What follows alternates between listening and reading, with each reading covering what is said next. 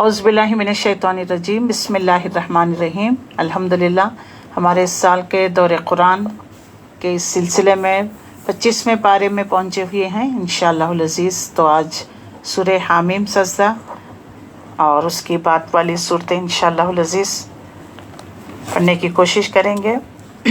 تو آئیے تلاوت کلام پاک کے ذریعے سے آج کے کلاس کا آغاز کرتے ہیں۔ حفصہ شاہد کو میں دعوت دیتی ہوں کہ وہ آئیں تلاوت کلام پاک کے ذریعے سے آج کی کلاس کا آغاز کریں۔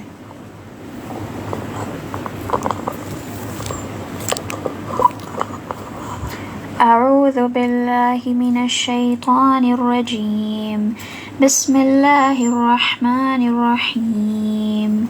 حامیم، تنزیل من الرحمن الرحیم، کتاب فصلت آیته قرآنا عربیا لقوم يعلمون، بشيرا ونذيرا فأعرض أكثرهم فهم لا يسمعون، وقالوا قلوبنا في أكنة مما تدعونا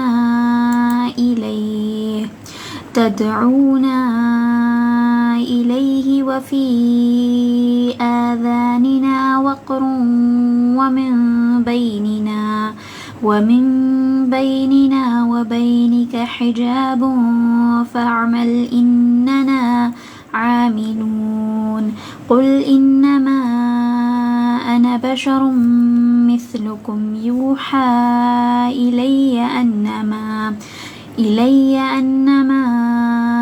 إلهكم إله واحد فاستقيموا إليه واستغفروه، وويل للمشركين الذين لا يؤتون الزكاة وهم بالآخرة هم كافرون، إن الذين آمنوا وعملوا الصالحات لهم أجر غير ممنون، قل أئنكم لتكفرون بالذي خلق الأرض في يومين وتجعلون له أندادا ذلك رب العالمين، وجعل فيها رواسي من فوقها وبارك فيها وقدر فيها أقواتها في 4 أيام سواء للسائلين، صدق الله العظيم۔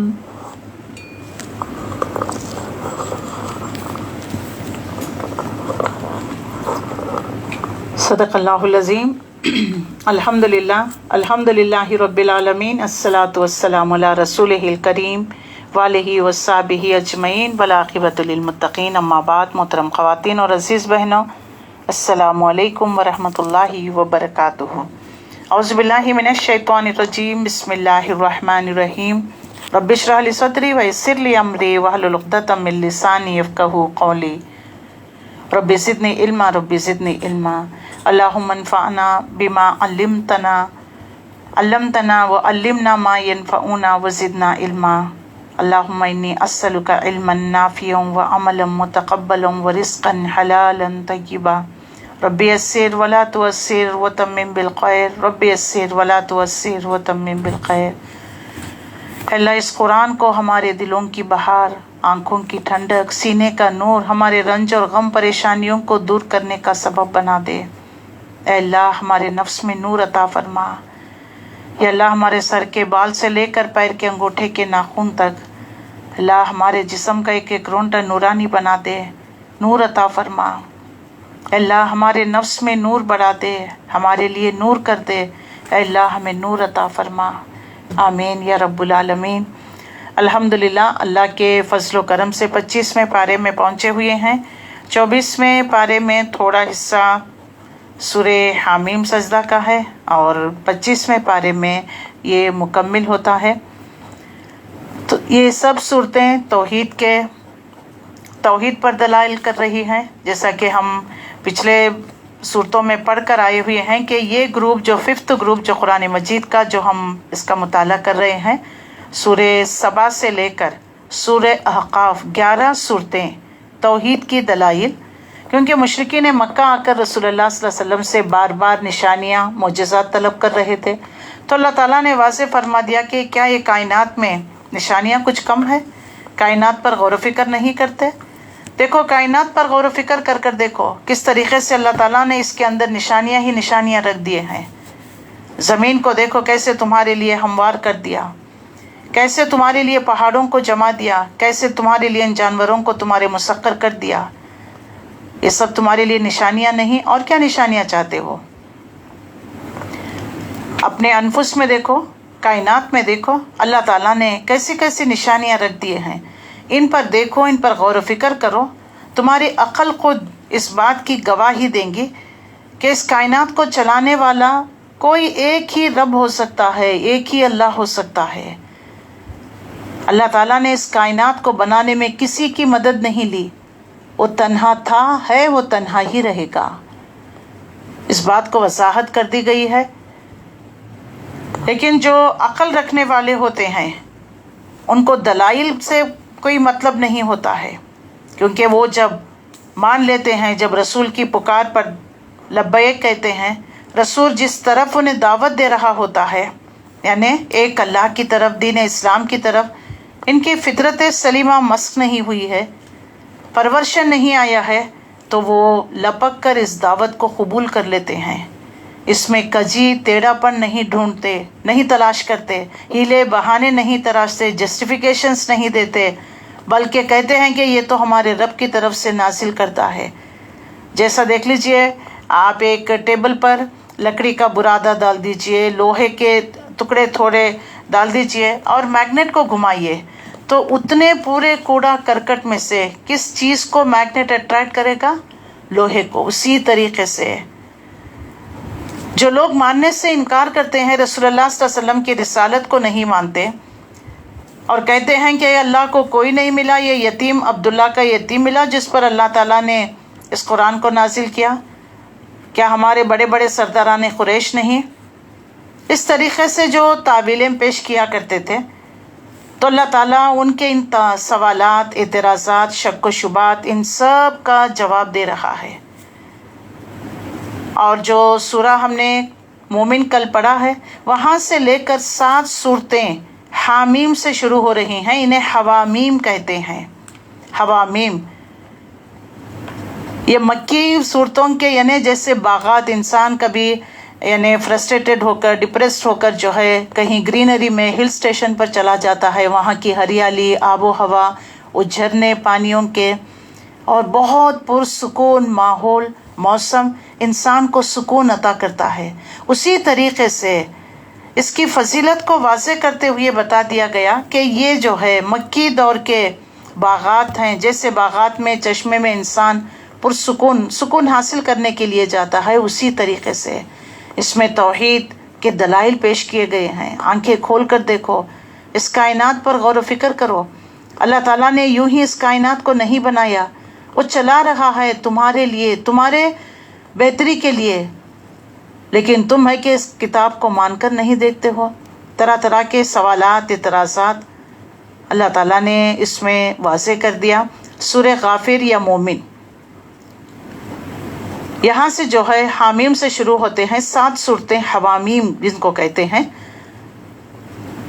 ترمذی اور ابو داود کی حدیث ہے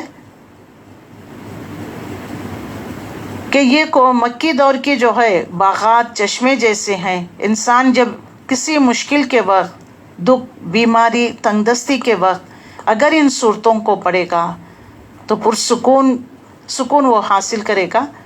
یہ حدیث کا مفہوم ہے، اس طریقے کا بتا دیا گیا ہے۔ تو قرآن مجید وہ کتاب ہے اللہ کی طرف سے نازل کردہ ہے، لوگوں کے لیے ہدایت کے لیے آئی ہوئی ہے، لہٰذا ہمیں اس سے ہدایت حاصل کرنا ہے۔ اور ابتدا میں دیکھ لیجئے سورہ مومن کی، اللہ تعالیٰ نے اللہ کے نام، اس کے صفات بیان کر دیے ہیں۔ اللہ وسعت والا ہے، غنا والا ہے، بہتری والا ہے، بڑے احسان زبردست نعمتیں رحمتوں والا ہے. بندوں پر اس کے انعام احسان اس قدر ہیں کہ کوئی انہیں شمار ہی نہیں کر سکتا، اس کا شکر ادا کر سکے. بلکہ حقیقت یہ ہے کہ کسی ایک نعمت کا بھی پورا شکر کسی سے ادا نہیں ہو سکتا.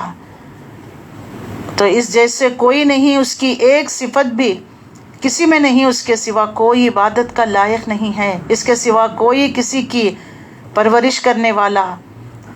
یہ تمام باتیں واضح کر دی گئی ہیں. حضرت عمر رضی اللہ تعالیٰ عنہ کے زمانے میں کسی نے آ کر کہنے لگا کہ آپ کے فلانے شخص کے بارے میں کچھ بتایا کہ مطلب وہ دین سے کچھ انحراف ہو گیا ہے، کچھ گناہوں میں مبتلا ہو گیا ہے. تو حضرت عمر رضی اللہ تعالیٰ عنہ نے ایک خط لکھ کر اس کی طرف بھیجا. آپ نے اپنے ساتھیوں سے فرمایا اپنے بھائی کے لیے دعا کرو کہ اللہ تعالیٰ اس کے دل کو متوجہ کرے اور اس کی توبہ قبول فرمائے. جب اس شخص کو حضرت عمر رضی اللہ تعالیٰ عنہ کا خط ملا تو اس نے اسے بار بار پڑھا اور یہ کہنا شروع کیا کہ اللہ نے مجھے اپنی سزا سے ڈرایا بھی ہے اور اپنی رحمت سے امید بھی دلا کر گناہوں کی بخشش کا وعدہ بھی کیا ہے. کئی مرتبہ اسے پڑھ کر رو دیے، پھر توبہ کی اور سچی پکی توبہ کی. جب حضرت عمر رضی اللہ تعالیٰ عنہ کو یہ پتہ چلا تو بہت خوش ہو گئے. آپ فرمایا اس طرح کیا کرو، جب تم دیکھو کہ کوئی مسلمان بھائی لغزش کھا گیا تو اسے سیدھا کرو اور مضبوط کرو، اس کے لیے اللہ سے دعا کرو. شیطان سے مددگار نہ بنو، شیطان کے مددگار نہ بنو. ہم کیا کرتے ہیں، کسی کی برائی دیکھ کر ان کو اور ٹانٹنگ کرنے لگتے ہیں، کرٹیسائز کرنے لگتے ہیں، باتیں بنانے لگتے ہیں، افواہیں اڑانے لگتے ہیں، اسکینڈلز کو عام کرتے ہیں تاکہ وہ فرسٹریٹڈ میں آ کر اور زیادہ گناہ کرنے لگے. لیکن حضرت عمر رضی اللہ تعالیٰ عنہ کی حکمت دیکھ لیجئے، انہوں نے اس کو کیا خط لکھ کر بھیجا. پتہ چلتا ہے کہ سورہ مومن کی جو ابتدائی آیتیں تھیں نا، جو ہم کل پڑھ کر آئے ہیں، ابتدائی آیتیں بسم اللہ الرحمن الرحیم حامیم تنزیل الکتاب من اللہ العزیز العلیم غافر الذنب قابل التوب شدید العقاب ذی الطول لا الہ الا ہو الیہ المصیر. یہ 3 آیتیں اس کو خط میں لکھ کر بھیجا، جس سے وہ بار بار پڑھتا گیا. اس کو احساس ہو گیا کہ اللہ توبہ کو قبول کرنے والا ہے، بخشنے والا. کتنی مرتبہ اس نے پڑھا، پھر توبہ کی. تو حضرت عمر رضی اللہ تعالیٰ عنہ کو جب پتہ چلا تو بہت خوش ہو گئے اور لوگوں سے کہنے لگے کہ جب کبھی تم کسی مسلمان بھائی کی لغزش کھا گیا ہے تو اسے سیدھا کرو، اسے مضبوط کرو، اس کے لیے اللہ سے دعا کرو، شیطان کے مددگار نہ بنو.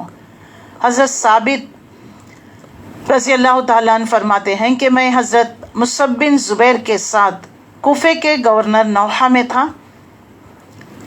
کوفے کے جو ہے ایک علاقے میں تھا کہ میں ایک باغ میں جا کر 2 رکعت نماز شروع کی اور اس سورہ مومن کی تلاوت کرنے لگا. ابھی الیہ المصیر تک پہنچتا ہی تھا کہ ایک شخص نے جو میرے پیچھے سفید خچر پر سوار تھا، جس پر یمینی چادر تھی، مجھ سے کہا جب غافر الذنب پڑھو تو کہو یا غافر الذنب اغفر لی، یا غافر الذنب اغفر لی، اے توبہ کو قبول کرنے والے، پردہ پوشی کرنے والے، گناہوں کو معاف کرنے والے، اغفر لی، مجھے بخش دے. اور جب قابل التوب پڑھو تو کہو یا شدید العقاب، یا شدید العقاب لا تعاقبنی، اے شدید العقاب یعنی سخت سزا دینے والے، مجھے سزا نہ دینا. پھر حضرت مصعب فرماتے ہیں میں نے جو ہے چشم پوشی سے دیکھا کہ مجھے کوئی نظر نہیں آیا. فارغ ہو کر میں دروازے پر پہنچا. وہاں جو لوگ بیٹھے تھے ان میں سے میں نے پوچھا کہ کیا کوئی شخص تمہارے پاس سے گزرا جس پر یمینی چادر تھی؟ تو انہوں نے کہا کہ نہیں، ہم نے تو کسی کو آتے جاتے نہیں دیکھا. اب لوگ یہ خیال کرنے لگے کہ یہ حضرت الیاس تھے. تو یہ جو ہے اس طریقے سے جب ہم قرآن کو معنی مفہوم کے ساتھ، ترجمے کے ساتھ دل سے پڑھتے ہیں نا، تو اس طریقہ سے یعنی محسوس کرنے دے صحابہ اکرام رضی اللہ تعالیٰ عنہ کی تو ایمان کی کیا کیفیت. تو یہ صورتوں میں جو ہے غافر الذنب، قابل التوب، شدید العقاب، ذی الطول، لا الہ الا ہوا الیہ المصیر، ان آیتوں کو بار بار ریپیٹ کرتے رہیے، اپنے دعاؤں کا حصہ بنائیے، اللہ سے توبہ استغفار کرتے رہیے. اللہ تعالیٰ غفور الرحیم ہے، گناہوں کو بخشنے والا ہے، معاف کرنے والا ہے. लिहाजा इसमें तौहीद के दलाइल दे दिए गए हैं। इस सूरत का नाम जो है हामीम और दूसरा सजदा, यानी जिसका आगाज हामीम से होता है और जिसमें एक मकाम पर आयत सजदा भी आई हुई है। ये रसूलुल्लाह सल्लल्लाहु अलैहि वसल्लम के मक्के मुअज़्ज़मा का दूसरा दौर रहा, जब हज़रत हमज़ा रज़ी अल्लाह ताला अन्हु ईमान लाने के बाद हज़रत उमर रज़ी अल्लाह ताला अन्हु के ईमान लाने से पहले है। हज़रत हमज़ा रज़ी अल्लाह ताला अन्हु के ईमान लाने के बाद था। हज़रत हमज़ा रज़ी अल्लाह ताला अन्हु कब ईमान लेकर आए? 5th नबवी में। याद है कि हम सीरत में पढ़ चुके हैं कि हज़रत हमज़ा रज़ी अल्लाह ताला अन्हु यानी रसूलुल्लाह सल्लल्लाहु अलैहि वसल्लम के दूसरे दौर यानी हिजरत हबशा से पहले, हज़रत उमर रज़ी अल्लाह ताला अन्हु दूसरे हिजरत हबशा से पहले, यानी दोनों का जो करीबी ज़माना ही रहा। हज़रत उमर पहले, हज़रत हमज़ा पहले ईमान लेकर आए, उसके बाद हज़रत उमर रज़ी अल्लाह ताला अन्हु ईमान लेकर आए। रसूलुल्लाह सल्लल्लाहु अलैहि वसल्लम जो है मुशरिकीन मक्का के अब दावत खुलकर आ गई, तो पहले तो साल हंसी मजाक, जादूगर, साहिर, काहिन, मजनून ऐसे ऐसे अलकाब से, और साहबा इकराम रज़ी अल्लाह ताला अन्हु को देखते तो कनखियों से हंसने लगते, इशारे करने लगते। लेकिन जब देखा कि दावत बढ़ती ही चली जा रही है, लोग दीन इस्लाम में दाखिल होते चले जा रहे हैं, तो फिजिकल परसिक्यूशन करना, थ्रेटन करना, मारपीट करना शुरू कर दिया गया। इसके नतीजे में पहले हिजरत हबशा 5वें नबवी में पेश आई, उसके बाद दूसरी हिजरत हबशा 6ठी नबवी में पेश आई। तो लिहाजा हज़रत हमज़ा रज़ी अल्लाह ताला ने ईमान ला चुके थे, और कुरैश के लोग मुसलमानों की जमीयत में और जो है फिजिकल परसिक्यूशन में और इजाफा कर दिया था। मुसलमानों को तरह तरह से परेशान कर रहे थे। इस मौके पर उतबा बिन रबिया जो अबी सुफियान के ससुर थे, वो सरदारान कुरैश से कहने लगे कि अगर तुम इस बात को पसंद करो कि मैं जाकर मोहम्मद सल्लल्लाहु अलैहि वसल्लम से बात करूं और उनसे जो है चंद तजवीज़ यानी कुछ कॉम्प्रोमाइज़ करने की बात करूं, शायद कि वो इनमें से किसी को मान लेंगे और हम भी इसे कबूल कर लेंगे और इस तरह वो हमारी मुखालिफत से बाज आ जाएंगे। तो सब सरदारान कुरैश इत्तेफाकन कहा कि अच्छा आप जाइए, जाकर बात करिए। तो ये सरदारों में से थे उतबा बिन रबिया। ये उठकर गए, रसूलुल्लाह सल्लल्लाहु अलैहि वसल्लम के पास जाकर बैठे। आप सल्लल्लाहु अलैहि वसल्लम उस वक़्त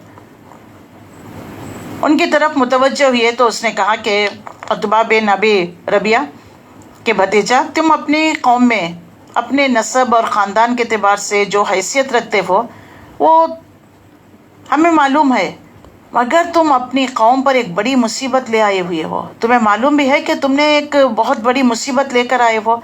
तुमने जो जमात में तफरक़ा डाल दिया है। कैसे तफरक़ा? जो लोग इस्लाम लेकर आ रहे हैं वो अपने घर छोड़कर या तो हिजरत हबशा कर कर चले गए हैं या रसूलुल्लाह के दीन को इख्तियार कर लिए हैं, दीन इस्लाम को इख्तियार कर लिए हैं। तो ये एक किस्म का तफरक़ा हो गया है। सारी कौम को बेवकूफ़ ठहराया है, कौम के दीन और उनके माबूदों को की उनकी बुराई की है और ऐसी बातें करने लगे हैं जिनके मायने ये हैं कि हम सबके बाप दादा काफिर कहते हैं। अब ज़रा मेरी बात सुनो, मैं तुम्हें कुछ यानी तुम्हारे आगे कुछ ऑफर्स पेश करता हूँ, तजवीज़ें तुम्हारे सामने रखता हूँ, इन पर गौर करो, शायद कि इनमें से तुम किसी एक को कबूल कर लो। तो रसूलुल्लाह सल्लल्लाहु अलैहि वसल्लम ने फरमाया कि अय अबू लहब, अबू वलीद, ये उनकी कुनियत थी, यानी उक़बा बिन रबिया की कुनियत थे। तो रसूलुल्लाह सल्लल्लाहु अलैहि वसल्लम ने कहा, अय अबुल वलीद, कहो मैं सुनूंगा। तो उसने कहा कि भतीजे, ये काम जो तुम करना शुरू किए हो ना, यानी दावत व तबलीग का काम जो शुरू किए हो, इससे अगर तुम्हारा मकसद माल हासिल करना है तो हम सब मिलकर तुमको इतना माल देंगे कि तुम सबसे ज़्यादा मालदार हो जाओगे। नंबर 2, अगर इससे अपनी बड़ाई चाहते हो तो हम तुम्हें अपना सरदार मान लेंगे, किसी मामले का फैसला तुम्हारे बगैर नहीं करेंगे। नंबर 3, अगर बादशाही चाहते हो तो हम तुम्हें अपना बादशाह मान लेंगे। अगर नंबर 4, अगर तुम पर कोई जिन आसिब के असरात हो गए हैं जिसे खुद तुम दफा करने पर कादिर नहीं हो, तो हम बेहतरीन लोगों को बुलाएंगे जो अपना माल खर्च करेंगे, तुम्हारा इलाज कराएंगे।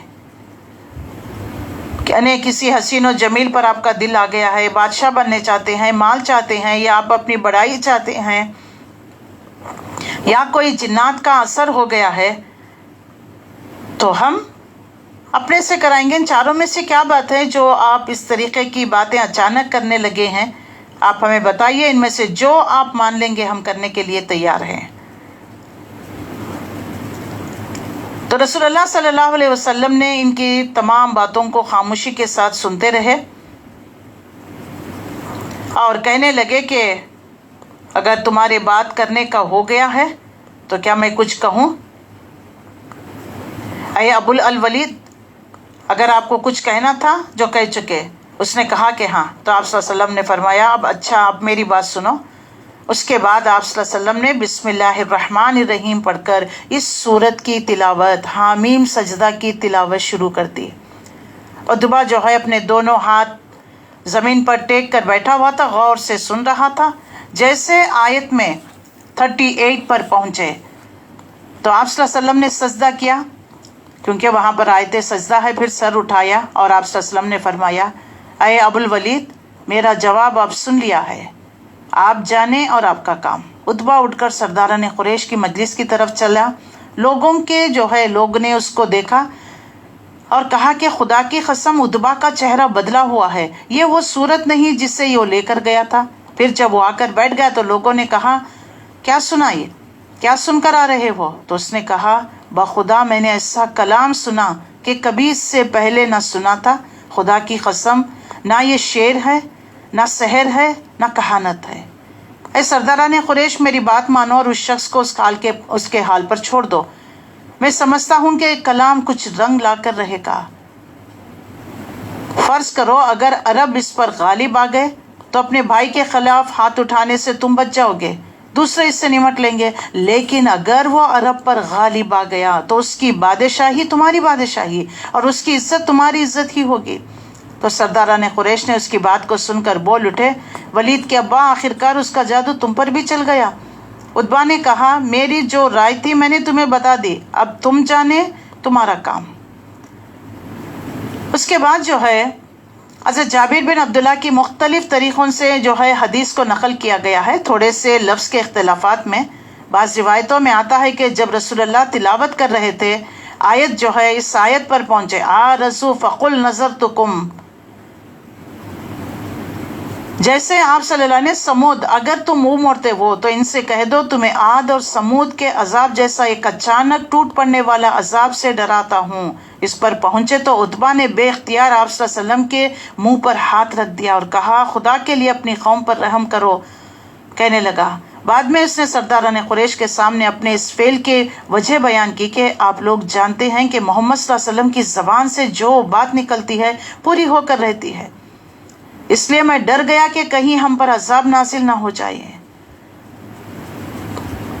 تو عتبہ کی اس گفتگو کے جواب میں جو تقریر اللہ تعالیٰ کی طرف سے نازل ہوئی، جو رسول اللہ صلی اللہ علیہ وسلم نے اس کو جواباً کہا تھا، اس میں ان بیہودہ باتوں کی طرف سے کوئی التفات نہ کیا گیا جو اس نے رسول اللہ صلی اللہ علیہ وسلم سے کہی تھی کہ اگر آپشنز رکھا نا اس نے، اگر آپ سرداری چاہتے ہیں، مال چاہتے ہیں، کسی حسین و جمیل عورت سے نکاح کرنا چاہتے ہیں، یا تم پر جنات کے اعصاب آ گئے ہیں، کچھ آفرز رکھا نا، اس کے جواب میں اس کی ساری باتوں کے پیچھے یہ خلاصہ ہے کہ رسول اللہ صلی اللہ علیہ وسلم کے نبی ہونا، قرآن کے وحی ہونے کا جو ہر حال کوئی مکان نہیں ہے۔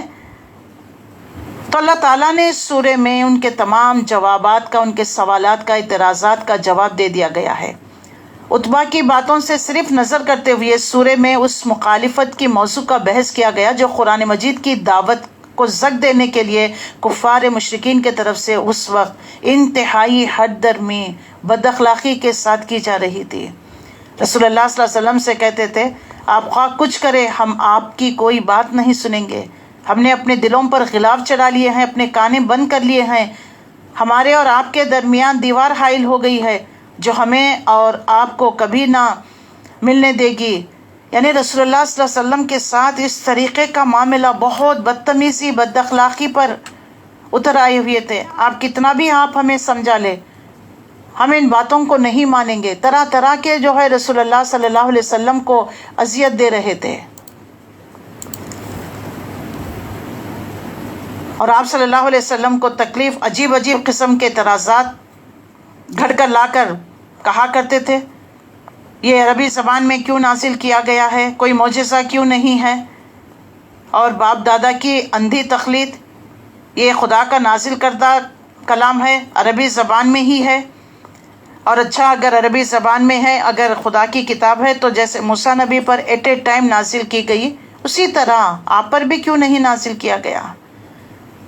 ان تمام مخالفین کے جوابات کے لیے اللہ تعالیٰ نے اس سورہ میں ان کے اعتراضات کا جواب بھی دیا ہے۔ ایمان لانے والوں کے لیے اس وقت تبلیغ کرنا تو درکنار ایمان کے راستے پر قائم رہنا بھی بہت مشکل ہو گیا تھا۔ ہر اس شخص کی جان عذاب میں تھی۔ جیسے پتا چلتا کہ فلانا شخص ایمان لے کر آیا تو اس پر جو ٹوٹ پڑتے، فزیکلی پرسیکیوشن کیا کرتے۔ دشمنوں کی خوفناک جتھا بندی ہر طرف چھائی ہوئی تھی۔ طاقت کے مقابلے میں وہ اپنے آپ کو بالکل بے بس، بے یار و مددگار محسوس کرنے لگے۔ اس حالت میں پہلے تو یہ کہ ان کی ہمت بندھائی گئی کہ تم حقیقت میں بے یار و مددگار نہیں ہو، بلکہ جو شخص بھی ایک دفعہ اللہ کو اپنا رب مان لے، اس عقیدے پر مضبوطی کے ساتھ جم جاتا ہے تو اللہ کے فرشتے اس پر نازل ہوتے ہیں اور دنیا سے لے کر آخرت تک ان کا ساتھ دیتے ہیں۔ پھر یہ فرمان کا اس حوصلہ بڑھا دیا گیا۔ اتنا ہی نہیں ہے اور یہ بھی بتا دیا گیا بہتر ہے کہ وہ انسان جو خود دنیا میں عمل کرے دوسروں کو اللہ کی طرف بلائے، ڈٹ کر کہیں کہ میں مسلمان ہوں۔ تو رسول اللہ کے سامنے اس وقت جو سوال سخت پریشان کن ہو رہا تھا وہ یہ تھا کہ اس دعوت کی راہ ایسے جو ہے مشکلات، کٹھن مرحلوں سے گزر رہی ہے، تو ان جو ہے چٹانوں سے تبلیغ کا راستہ آخر کیسے نکل سکتا ہے؟ اس سوال کا حل آپ صلی اللہ علیہ وسلم کو یہ بتا دیا گیا کہ یہ تمام نمائشی چٹان ہے، بظاہر بڑی سخت نظر آ رہی ہے، مگر اخلاق حسنہ کا ہتھیار آپ استعمال کریے، صبر کے ساتھ کام لیجیے۔ جب کبھی شیطان اشتعال کرے تو دوسرے ہتھیار سے کام لینے پر اکسائے تو اللہ کی پناہ مانگ لیا کرے۔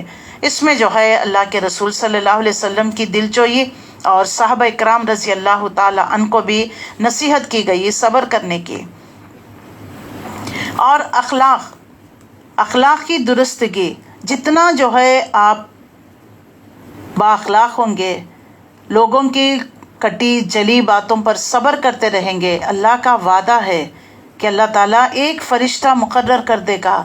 ایک وقت ایسا تھا، ایک بار رسول اللہ صلی اللہ علیہ وسلم حضرت ابوبکر کے ساتھ بیٹھے ہوئے تھے، ایک شخص نے آ کر حضرت ابوبکر کو برا بھلا کہنے لگا۔ رسول اللہ مسکراتے ہوئے سن رہے تھے۔ اب ہر انسان کی بھی جو ہے صبر کی ایک لمٹ ہوتی ہے نا۔ آخرکار حضرت ابوبکر رضی اللہ تعالیٰ ناراض ہو گئے، اس کو کچھ کہنے لگے تو رسول اللہ فوری اٹھ گئے وہاں سے۔ تو حضرت ابوبکر نے کہا، اللہ کے نبی، جب تک وہ برا بھلا کہتا تھا آپ خاموشی کے ساتھ مسکرا کر سن رہے تھے، جب میں نے اس کو کیا جواب دیا آپ ناراض ہو کر اٹھ گئے؟ تو اس پر نبی صلی اللہ علیہ وسلم نے فرمایا، ابوبکر جب تک تم خاموشی صبر کا مظاہرہ کرتے تھے، اللہ تعالیٰ کی طرف سے ایک فرشتہ مقرر کر دیا گیا، اس کے سوالات کا جواب دے رہا تھا۔ جب وہاں تم نے بات یعنی زبان کھولی، وہاں شیطان آ گیا۔ بظاہر ہے شیطان کے ساتھ تو ایک نبی نہیں بیٹھ سکتا، اسی لیے میں وہاں سے نکل پڑا۔ تو ایمان دیکھ لیجئے، ہمارا ایمان کا عقیدہ بنیاد کیا ہے؟ اپنے دین اسلام کی توحید، ایک اللہ کو ماننا۔ یہ مکی دور کی صورتوں کا خلاصہ توحید، رسالت، آخرت ہے۔ تو 24 پارہ میں اللہ تعالیٰ نے جو ہے واضح کر دیا ہے، جیسا کل کے سورہ مومن میں ہم پڑھ کر آئے ہوئے ہیں، کیسے فرعون کے دربار میں ڈیرنگ کے ساتھ ایک شخص کھڑا ہو کر جو اپنے ایمان کو چھپایا تھا، کیسے اس نے اظہار کر دیا۔ جہاد کیا ہے؟ ظالم جابر بادشاہ کے آگے حق کی بات کرنا ایک بہت بڑا جہاد ہے۔ اس نے نہ تو فرعون سے ڈرا، نہ درباریوں سے ڈرا، نہ اپنے جان کا خوف تھا اسے۔ تو جب دل میں ایمان اتر جاتا ہے تو انسان کے اندر ڈیرنس آ جاتا ہے۔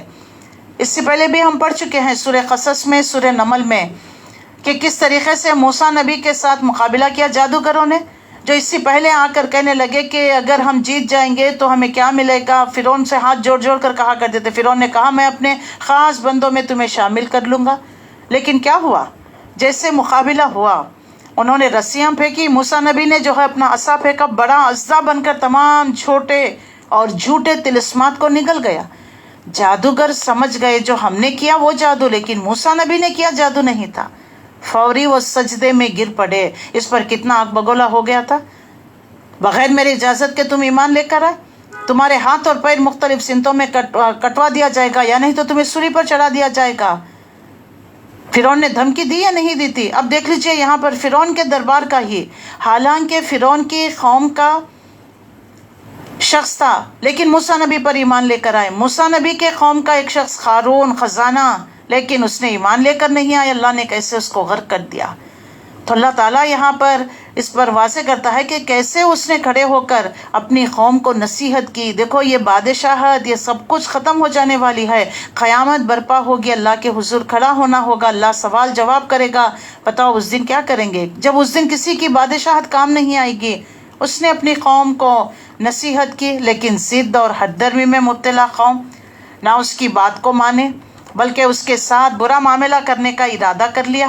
اسی طریقے سے اللہ تعالیٰ اب واضح کرتا ہے مشرکین مکہ کا بھی یہی حال ہے. رسول اللہ صلی اللہ علیہ وسلم کی بے داغ زندگی ان کی نظروں کے سامنے. کبھی زندگی میں آپ صلی اللہ علیہ وسلم نے جھوٹ نہیں کہا، الصادق الامین کہا کرتے تھے. تو کیا ایسا شخص تمہیں اللہ کی طرف جھوٹ گھڑ کر بولے گا، جھوٹ بات بتائے گا، جھوٹا کلام پڑھ کر سنائے گا، خود سے گھڑ کر لے کر آ رہا ہے، کہتا ہے کہ اللہ کی طرف سے ہے؟ یہ کیسی باتیں تم کہتے ہو؟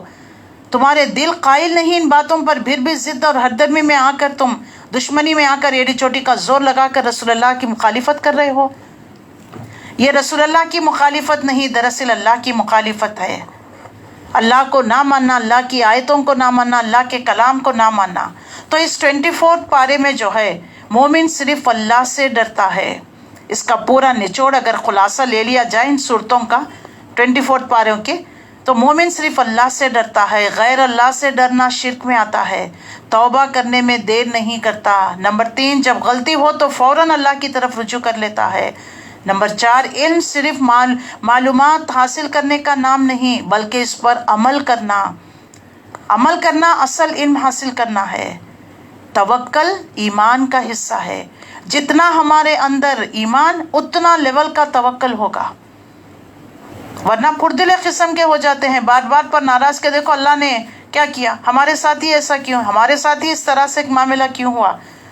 یہ ہمیشہ اسی بات میں مبتلا ہو جاتے ہیں اور اللہ سے بدگمانی پیدا کر لیتا ہے انسان. توکل تو تبھی پیدا ہوتا ہے جتنا حصہ، جتنا ایمان ہمارے دلوں میں. ایمان والوں کی مدد اللہ تعالیٰ دنیا میں بھی کرتا ہے، آخرت میں بھی کرتا ہے. سچائی کا راستہ نیکی اور نیکی کا راستہ جنت کی طرف لے جاتا ہے. تو ہمیں جاننا چاہیے کہ شرک کیا ہے تاکہ ہم اس سے بچ سکیں. مومن اللہ کے ذکر سے خوش ہوتا ہے اور ہر نعمت ایک امتحان بھی ہے، آزمائش بھی ہے. تو ہمیں اللہ سے ہمیشہ ڈرتے رہنا چاہیے. یہ جو ہے 24 پارے کا خلاصہ ہے. اب جو ہم 25 پارہ انشاءاللہ العزیز جو شروع کریں گے، اس میں اللہ تعالیٰ نے جو صورتیں نازل کیے ہیں اس کا خلاصہ بھی یہی ہے. توحید کے دلائل واضح کر دیے گئے ہیں. آنکھ کھول، زمین دیکھ، آسمان دیکھ، ابھرتے ہوئے سورج کو دیکھ. علامہ اقبال کا جو ہے ان کی شاعری میں سے ہے ایک اشعار میں نے آپ کے سامنے، کہ صرف جو ہے ذکر میں نہیں ہے، فکر بھی کرو، غور و فکر، تدبر. ایک سورج کا اگنا، اس کا غروب ہونا، یہ سب کون کر رہا ہے؟ کس ہستی کی طرف سے سب کچھ ہو رہے ہیں؟ جب انسان اللہ کے ان نعمتوں کو دل سے تسلیم کرتا ہے نا، تو دل زبان سے الحمدللہ خود بخود نکلتا ہے، یہ زبان سے اس کے. تو لہٰذا شکر کا جذبہ اختیار کیا کرو اور متکبرانہ طریقہ اختیار مت کیا کرو. اللہ تعالیٰ اپنے بندوں پر رحم کرنے والا، چاہے تم آسمان میں تارے کی مانند کیوں نہ ہو جائے اور ذرات کے برابر کیوں نہ ہو جائے، جو بھی تم گناہ کرتے ہو، سچے دل سے اللہ کی دامن رحمت میں آتے ہو، اللہ سے توبہ استغفار کرتے ہو، تو اللہ بخشنے والا ہے، غفور ہے، معاف کرنے والا، پردہ پوشی کرنے والا ہے، تمہارے عیبوں کو ڈھانپنے والا ہے. لیکن انسان اگر تکبر کرتا ہے اور کسی چیز کو مان کر نہیں دیکھتا تو پھر اللہ تعالیٰ اس کو تب و تاراج کر دیتا ہے. اب جو 25 پارہ ہم شروع کرنے جا رہے ہیں، اس کا خلاصہ کیا ہے؟ توحید سے ابلیس، اس کے لشکر اور مشرکین کا دل تنگ ہوتا ہے. دل گھٹتا ہے، بسم اللہ الرحمن الرحیم پڑھنے سے شیطان سکڑ جاتا ہے، اعوذ باللہ من الشیطان الرجیم پڑھنے سے وہ کمزور ہو جاتا ہے۔ ان کلمات کو پڑھتے رہا کریے، عام ایسے ہی پڑھتے رہا کریے۔ خواہش نفس کی پیروی کرنے والوں کو علم کوئی بھی فائدہ نہیں دیتا۔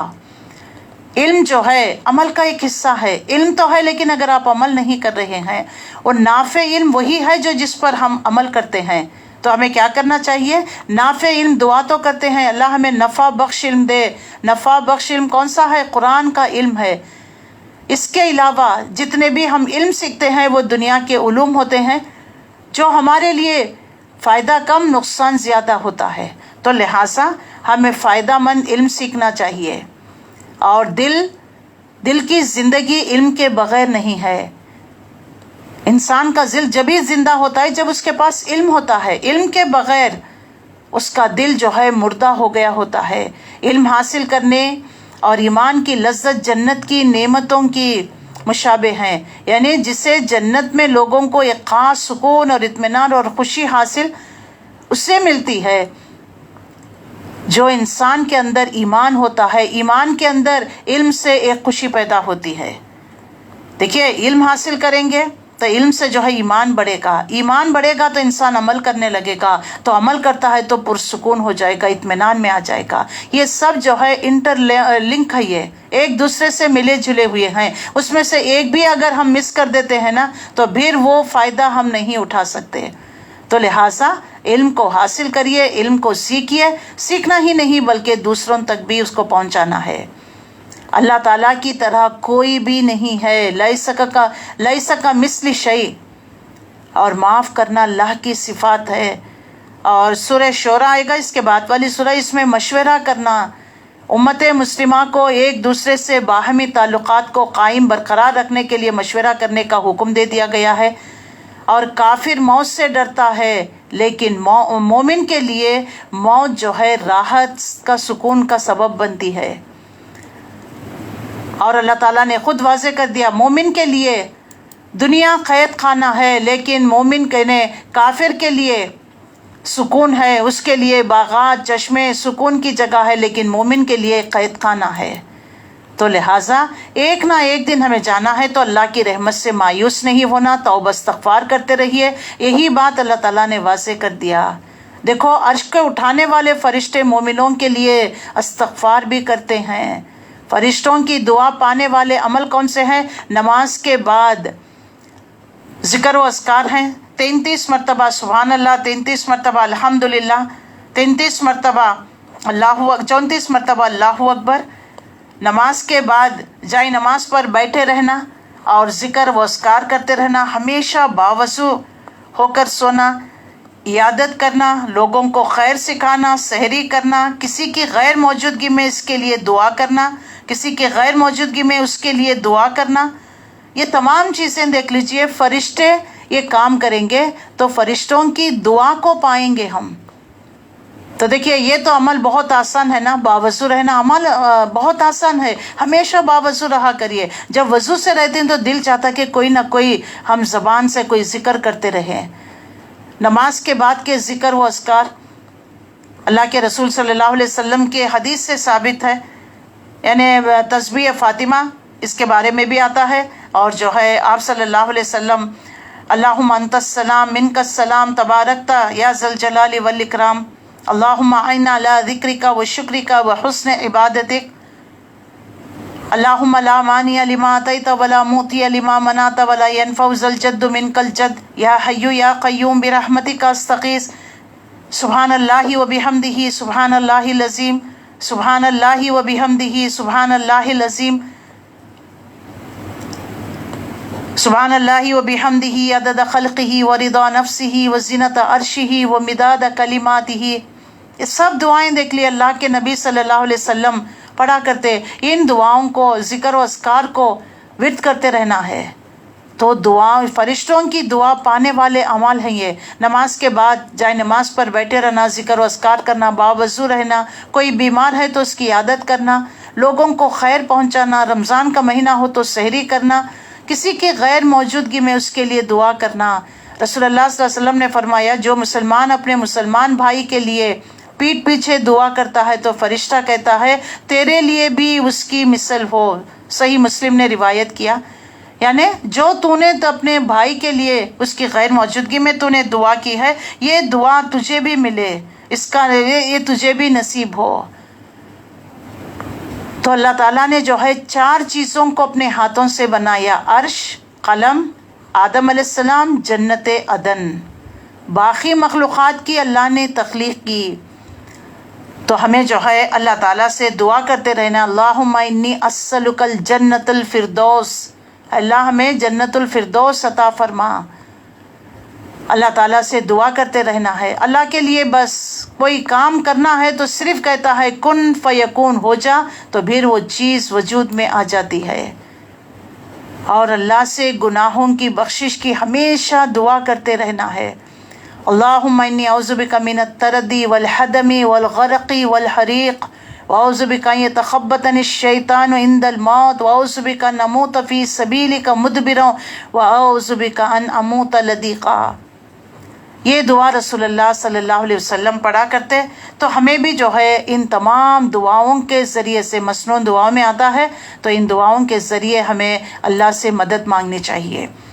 تو آئیے سورہ میں ہمارے لیے اللہ تعالیٰ کی وحدانیت، اللہ تعالیٰ نے اس کائنات کو کس طرح سے بنایا ہے، اس کے بارے میں بہت جو ہے توحید کے دلائل ہمیں ملتے ہیں.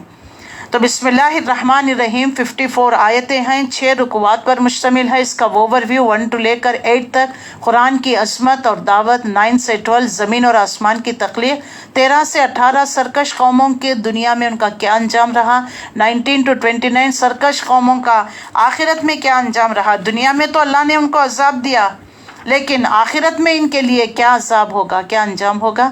اور جو ہے 30 to 36 اللہ کے پسندیدہ کردار، عظیمت والے، استقامت والے، ان کے کیا صفتیں اس میں بیان کر دیا گیا ہے. 37 to 39 اللہ کی نشانیاں، 42 پھر 45 عظمت قرآن، 46 to 48 روز قیامت، اعمال کا نتیجہ، 49 to 51 انسان کی ناشکری، 52 to 54 پھر عظمت قرآن. مکی دور کی صورتوں میں دیکھ لیجئے قرآن کا تذکرہ بہت زیادہ آئے گا. تو یہ تو اوور ویو ہو گیا. اب آیا بائی آیا دیکھیں تو 1 to 5 قرآن کی عظمت، مشرکین مکہ کی ہٹ درمی، 6 to 8 قرآن حکیم کی طرف دعوت، 9 to 12 زمین اور آسمان کی تخلیق، 13 to 18 قرآن کی دعوت جھٹلانے والوں کا انجام، 19 to 24 مجرمین کے خلاف ان کے آنکھ کان سب کچھ قیامت کے دن گواہی دیں گے. اور جو ہے کس طریقے سے اللہ کے رسول صلی اللہ علیہ وسلم ان کی تمام اعتراضات کا جواب صبر اور تحمل کے ساتھ ان تمام چیزوں کو برداشت کر رہے ہیں. لہٰذا ہمیں بھی اس میں نصیحت کر دی گئی ہے کہ اللہ کے دین کے کاموں میں جو بھی کڑوی کسیلی باتیں سننے کو ملتی ہیں، کرٹیسزم ہوتے ہیں، لوگ روڑے اٹکاتے ہیں، آپ کے بارے میں طرح طرح کی پیٹھ پیچھے باتیں بنانے لگتے ہیں، ان سب کو کیئر ناٹ کیا کرے. اللہ پر اپنا بھروسہ رکھیے، توکل اللہ کرتے ہوئے اللہ کے اس کلام کو، دعوت و تبلیغ کے کام کو آگے بڑھانے میں لگ جائیے. اللہ ان سے نمٹ لے گا. اللہ تعالیٰ نے یہاں پر دلجوئی کی ہے، صبر کی تلقین اور اللہ کو کثرت سے یاد کرتے رہنے کا حکم دے دیا گیا ہے. بسم اللہ الرحمن الرحیم، حامیم تنزیل من الرحمن الرحیم، کتاب فصلت آیاتہ قرآنا عربیا لقوم یعلمون بشیرا و نذیرا. حامیم یہ خدائے رحمان و رحیم کی طرف سے نازل کردہ چیز ہے. اللہ تعالیٰ کیا فرماتا ہے؟ حامیم حرف مقطعات، یہ عربی کا قرآن اللہ رحمان کا اتارا ہوا ہے. جیسے اور آیت میں بھی فرمایا تیرے رب کے حکم سے روح الامین نے حق کے ساتھ نازل ہوئے ہیں.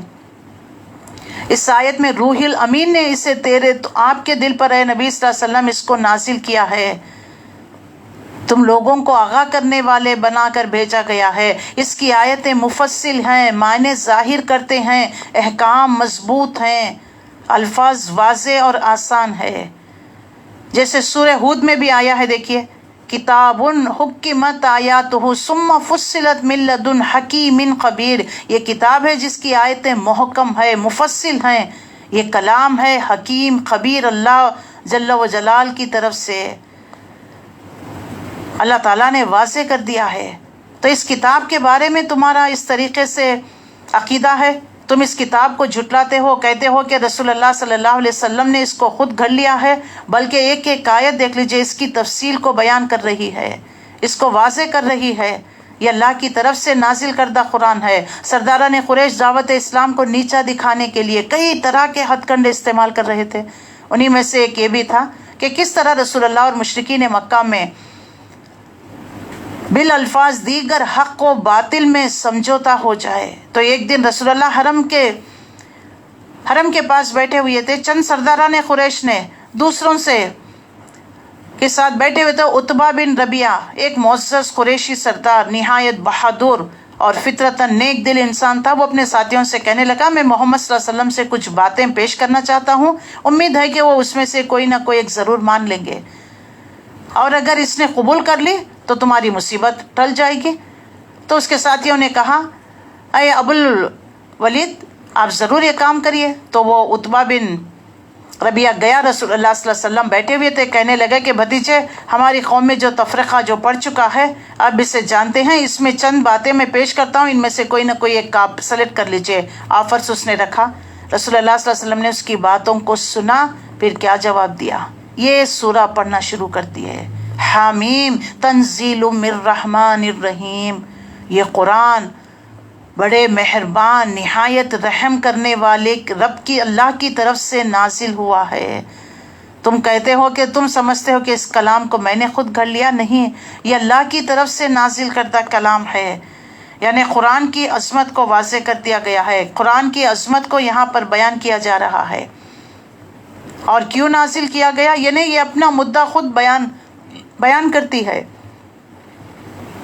اس کی آیتیں واضح ہیں۔ قرآن عربی ان لوگوں کے لیے جو سمجھ رکھتے ہیں، عربی مادری زبان تھی نا، سمجھ آ رہا تھا، لیکن ضد اور حد درمی میں مبتلا ہو گئے تھے۔ فصلت اور واضح کر کھول کر وہ اپنے مضامین کو بیان کر رہی ہے۔ اور یہ کلام اللہ مہربان رحمان و رحیم کی طرف سے نازل کرتا ہے۔ اللہ کی صفات یعنی صفات رحمت کا ذکر آیا ہوا ہے کہ اس نے جو ہے انسان کو سسکتی ہوئی دم توڑتی ہوئی انسانیت کو اندھیرے سے نکال کر روشنی میں لانے کے لیے، کیونکہ سورہ ابراہیم میں آتا ہے نا، یہ کلام جو ہے قرآن مجید کی خصوصیت کو واضح کرتے ہوئے کہ یہ اندھیروں سے نکال کر روشنی میں لے کر آنے کے لیے آیا ہے۔ بہت سارے لوگوں کو پتا تھا، انسانیت انتظار کر رہی تھی آخری نبی کا، کچھ تو جو ہے انتظار کرتے کرتے اس دنیا سے بھی نکل گئے، لیکن آخری نبی کا جب ظہور ہوا تو یہ قوم آپ صلی اللہ علیہ وسلم کو جھٹلاتی ہے، قرآن کا جو ہے اعتراض کرتی ہے، قرآن کے بارے میں اللہ کی رحمت کا ٹھاٹے مارتے ہوئے سمندر کی مانند بھی ہے، اور اس رحمت میں دوام بھی ہے، تسلسل بھی ہے۔ کتاب فصلت آیات، یہ ایک ایسی کتاب جس کی آیت خوب کھول کر بیان کر دی گئی ہے۔ یعنی قرآن میں ہر چیز، ہر موضوع کو تفصیل کے ساتھ الگ الگ کر بیان کر دیا گیا ہے۔ اس سورہ کا نام فصلت بھی ہے۔ قرآن عربی لقوم یعلمون، قرآن عربی کی صورت میں ہے ان لوگوں کے لیے جو علم رکھتے ہوئے یا علم رکھنا چاہتے ہیں، بشیروں و نذیرہ، بشارت دینے والی، وان کرنے والی، یعنی قیامت کے عذاب سے تمہیں وان کرنے والی۔ لیکن اتنا سب کچھ یہ کتاب بشارتیں بھی دیتی ہے اور خبر بھی دیتی ہے، اسی لیے رسول اللہ صلی اللہ علیہ وسلم بشیروں و نذیرہ، قرآن مجید کے ذریعے سے ہی آپ صلی اللہ علیہ وسلم یعنی رسالت کا حق ادا کر رہے تھے، لیکن قوم ہے کہ ضد اور ہر درمی میں مبتلا۔ فارز اکثرہم فہم لا یسمعون، مگر ان لوگوں سے اکثر اس سے روگردانی کی، اس کو سن کر نہیں دیکھا۔ یہ تو بات اس زمانے کی تھی، آج بتائیے کتنے لوگ کان دھرتے ہیں، کتنے لوگ شوق سے آ کر بیٹھتے ہیں، کتنے لوگ بیزارگی سے آ کر بیٹھتے ہیں، کتنے لوگ لگا کر سو جاتے ہیں، کتنے لوگوں کے اندر طلب تشنگی کے میں ایک لفظ کو جانوں۔ فصلت کا مطلب کیا ہے، بشیرن کا مطلب کیا ہے، نذیرن، بشیرن نکلا ہے باشین را سے، بشر کہتے ہیں news giver and news taker. اس کے کتنے مفہوم، اس کے ڈیپتھ میں جانا ہے، پڑھنا ہے، سمجھنا ہے۔ نذیر نظر کا مطلب وارن کرنے والا، آگے گڑا ہے، دیکھو ذرا بچ کے رہنا، چوکن نہ کرنے والا، ڈرانے والا نہیں، وارن کرنے والا، انہیں دل سوزی کے ساتھ بہت تڑپتے ہوئے دیکھو آگے گڑا ہے. تم قیامت کو نہیں مانتے، دیکھو قیامت میں یہ چیزیں ہو کر رہنے والی ہے. لیکن آج بھی اکثریت روگردانی کرتی ہے، سن کر نہیں دیکھتی. کہتے ہیں جس چیز کی طرف تم ہمیں بلا رہے ہو اس کے لیے ہمارے دلوں پر غلاف چڑھے ہوئے ہیں. کتنی ضد اور حد درمی قوم ہے، دیکھ لیجئے. اب کیا کہہ رہے ہیں ہمیں سمجھ میں نہیں آتا. آج تو ہم فرقوں میں، جماعتوں میں، مدرسوں میں، پتہ نہیں کن کن میں بٹ گئے ہیں. ہم تو قرآن کی طرف متوجہ نہیں. چلیے ان تمام فرقہ واریت کو چھوڑیے، آپ خود قرآن کو اٹھائیے، کوئی ایک تفسیر لے آپ خود پڑھیے نا. ابن کثیر ہے، تفہیم القرآن ہے، تیسر القرآن ہے، معرف القرآن ہے، کنز القرآن ہے. کون سا قرآن چاہیے آپ کو؟ جو آپ کا دل، وہ آپ کو خریدنے کی بھی ضرورت نہیں. آپ تو قرآن کے ایپس آ گئے ہوئے ہیں. پلے اسٹور میں جائیے، جو قرآن آپ چاہتے ہیں آپ اس کو ڈاؤن لوڈ کریے، پڑھیے. ایک بار پڑھ لینے کے بعد اس کو ڈیلیٹ کریے، پھر دوسرا ایپ ڈاؤن لوڈ کر لیجیے. کتنے آج کے زمانے میں تو آج ہم ہیلا بہانہ کر ہی نہیں سکتے. لیکن سستی، کاہلی، غفلت، دنیا کے کاموں میں اتنے جو ہے مگن ہو گئے ہیں کہ قرآن کی طرف ایک تو شیطان نے ہمیں گھیر رکھا اور غفلت میں پڑے ہوئے ہیں، سستی کاہلی چڑھی ہوئی ہے، اس کی طرف آتے ہی نہیں. یہی معاملہ تھا مشرکین مکہ کا. ان میں سے لوگ روگردانی کرتے، سن کر نہیں دیا کرتے، کہتے تھے جس چیز کی طرف آپ بلا رہے ہیں ہمارے دلوں پر غلاف چڑھے ہیں. آج بھی کہتے ہیں کہاں ہوتا ہے، گھر کے کاموں سے ہی فرصت نہیں. وہ بچے، وہ اسکول، ان کے یونیفارمز، ان کے کھانے پکانا، پتہ نہیں کیا کیا. بتائیے کیا اللہ تعالیٰ ایک اور دنیا، دوسری زندگی دے گا کہ اس میں ہم صرف دین کا کام کریں؟ اب تو یہ دنیا کا کام کرنے آئے، اب اس کے بعد دین کا کام کریں گے؟ نہیں. ہماری دنیا کے راستے سے ہی جو ہے دین کا راستہ بنتا ہے. دنیا کے راستوں سے ہی نکل کر جنت کے راستے کی طرف جانا ہے. یہ کھانا پکانا، بچوں کی تعلیم، تربیت، شوہر کی اطاعت، گھر والوں کے بارے میں اچھا برا دیکھنا، یہ بھی عبادت ہے. کس نے کہہ دیا یہ گھر کا کام ہے، یہ دنیا کا کام ہے؟ نماز پڑھنا ایک دین کا کام ہے. یہ تو پلرس آف اسلام ہے. عبادت وہ تو الگ ہے. عبادات کیا ہیں؟ خیر خواہی کرنا، لوگوں کے ساتھ جو ہے سیدھے منہ نہیں بات کرنا، انہیں جھڑک کر جواب دینا، یہ اخلاق نہیں. ان کے ساتھ نرمی کے ساتھ پیش آنا، بڑوں کے ساتھ عزت، چھوٹوں کے ساتھ محبت، یہ بھی جو ہے عبادت ہے. بھوکوں کو کھانا کھلانا، باہر جا کر کیا دان دھرم کر رہے ہیں؟ گھر والے جو بھوکے پیاسے آ رہے ہیں، گھر والوں کو بھوکا رکھے ہیں، آپ جو ہے اپنے مشغولیات میں ہیں. کبھی بیمار لوگ ہوتے ہیں، کبھی ضعیف ہوتے ہیں، بچے ہوتے ہیں، لیکن آپ جو ہے اپنے جو ہے دل پسند ٹی وی، ڈرامہ، سیریلز میں مشغول ہو گئے. کھانے کے وقت جو ہے کھانا نہیں بنا. یہ تمام چیزیں دیکھ لیجئے، ہم نے عبادت کو صحیح سمجھا ہی نہیں. ہم نے سوچا کہ صرف نماز، روزہ، قرآن کی تلاوت، ذکر اذکار یہ عبادت ہے، یہ سب دنیا کے کام ہے. نہیں، یہ بھی عبادت ہے. جو ہمارے ذمے ڈال دیے گئے ہیں ذمہ داری، اس کو امانت داری کے ساتھ نبھانا، یہ بھی دین کا حصہ ہے، یہ بھی عبادت کہلاتی ہے. تو یہ لوگ کہا کرتے تھے تم جس کی طرف بلا رہے ہو ہمارے دلوں پر غلاف چڑھے ہوئے ہیں، ہمارے کان بہرے ہو گئے ہیں، اور ہمارے اور آپ کے درمیان ایک حجاب حائل ہو گیا ہے. تو اپنا کام کرو، ہم اپنا کام کیے جاتے ہیں. یہ انہوں نے نبی کو جواب دیا تھا. تو اے نبی صلی اللہ علیہ وسلم ان سے کہہ دیجئے قل انما انا بشر مثلکم یوحی الی انما الہکم الہ واحد فاستقیموا الیہ واستغفروہ وویل للمشرکین. اے نبی ان سے کہو میں تو ایک بشر ہوں تم جیسا، مجھے وحی کے ذریعے بتا دیا جا رہا ہے کہ تمہارا خدا تو بس ایک ہی خدا ہے، لہٰذا تم سیدھا اسی کا رخ اختیار کرو، اسی سے معافی چاہو. تباہی ہے ان مشرکین کے لیے جو زکوٰۃ نہیں دیتے اور آخرت کے منکر ہیں. زکوٰۃ یعنی فرض ہو جانے کے بعد زکوٰۃ کا نظام قائم نہ کرنا، یہ بھی جو ہے شرک کرنا. اللہ کا حکم نہ ماننا، اللہ کا حق نہ دینا، شرک کرنا، یہ بھی جو ہے نافرمانی، یہ بھی جو ہے شرک میں آتی ہے. اللہ فرماتا ہے ایسے یعنی مومن ہی جو ہے زکوٰۃ دیتے ہیں، مشرک زکوٰۃ نہیں دیتے، اسی لیے ان پر تباہی ہے. اللہ واضح کرتا ہے. ہر نبی کی دو ٹوک الفاظ میں بات رہی ہے. اللہ سے ایک ہی رب ہے تمہارا، ایک ہی خدا ہے، سیدھا رخ اختیار کر لو، اس سے معافی مانگو، اگر نہیں تو تباہی ہے مشرکین کے لیے جو زکوٰۃ نہیں دیتے اور آخرت کے منکر ہیں، رہے وہ لوگ جنہوں نے مان لیا۔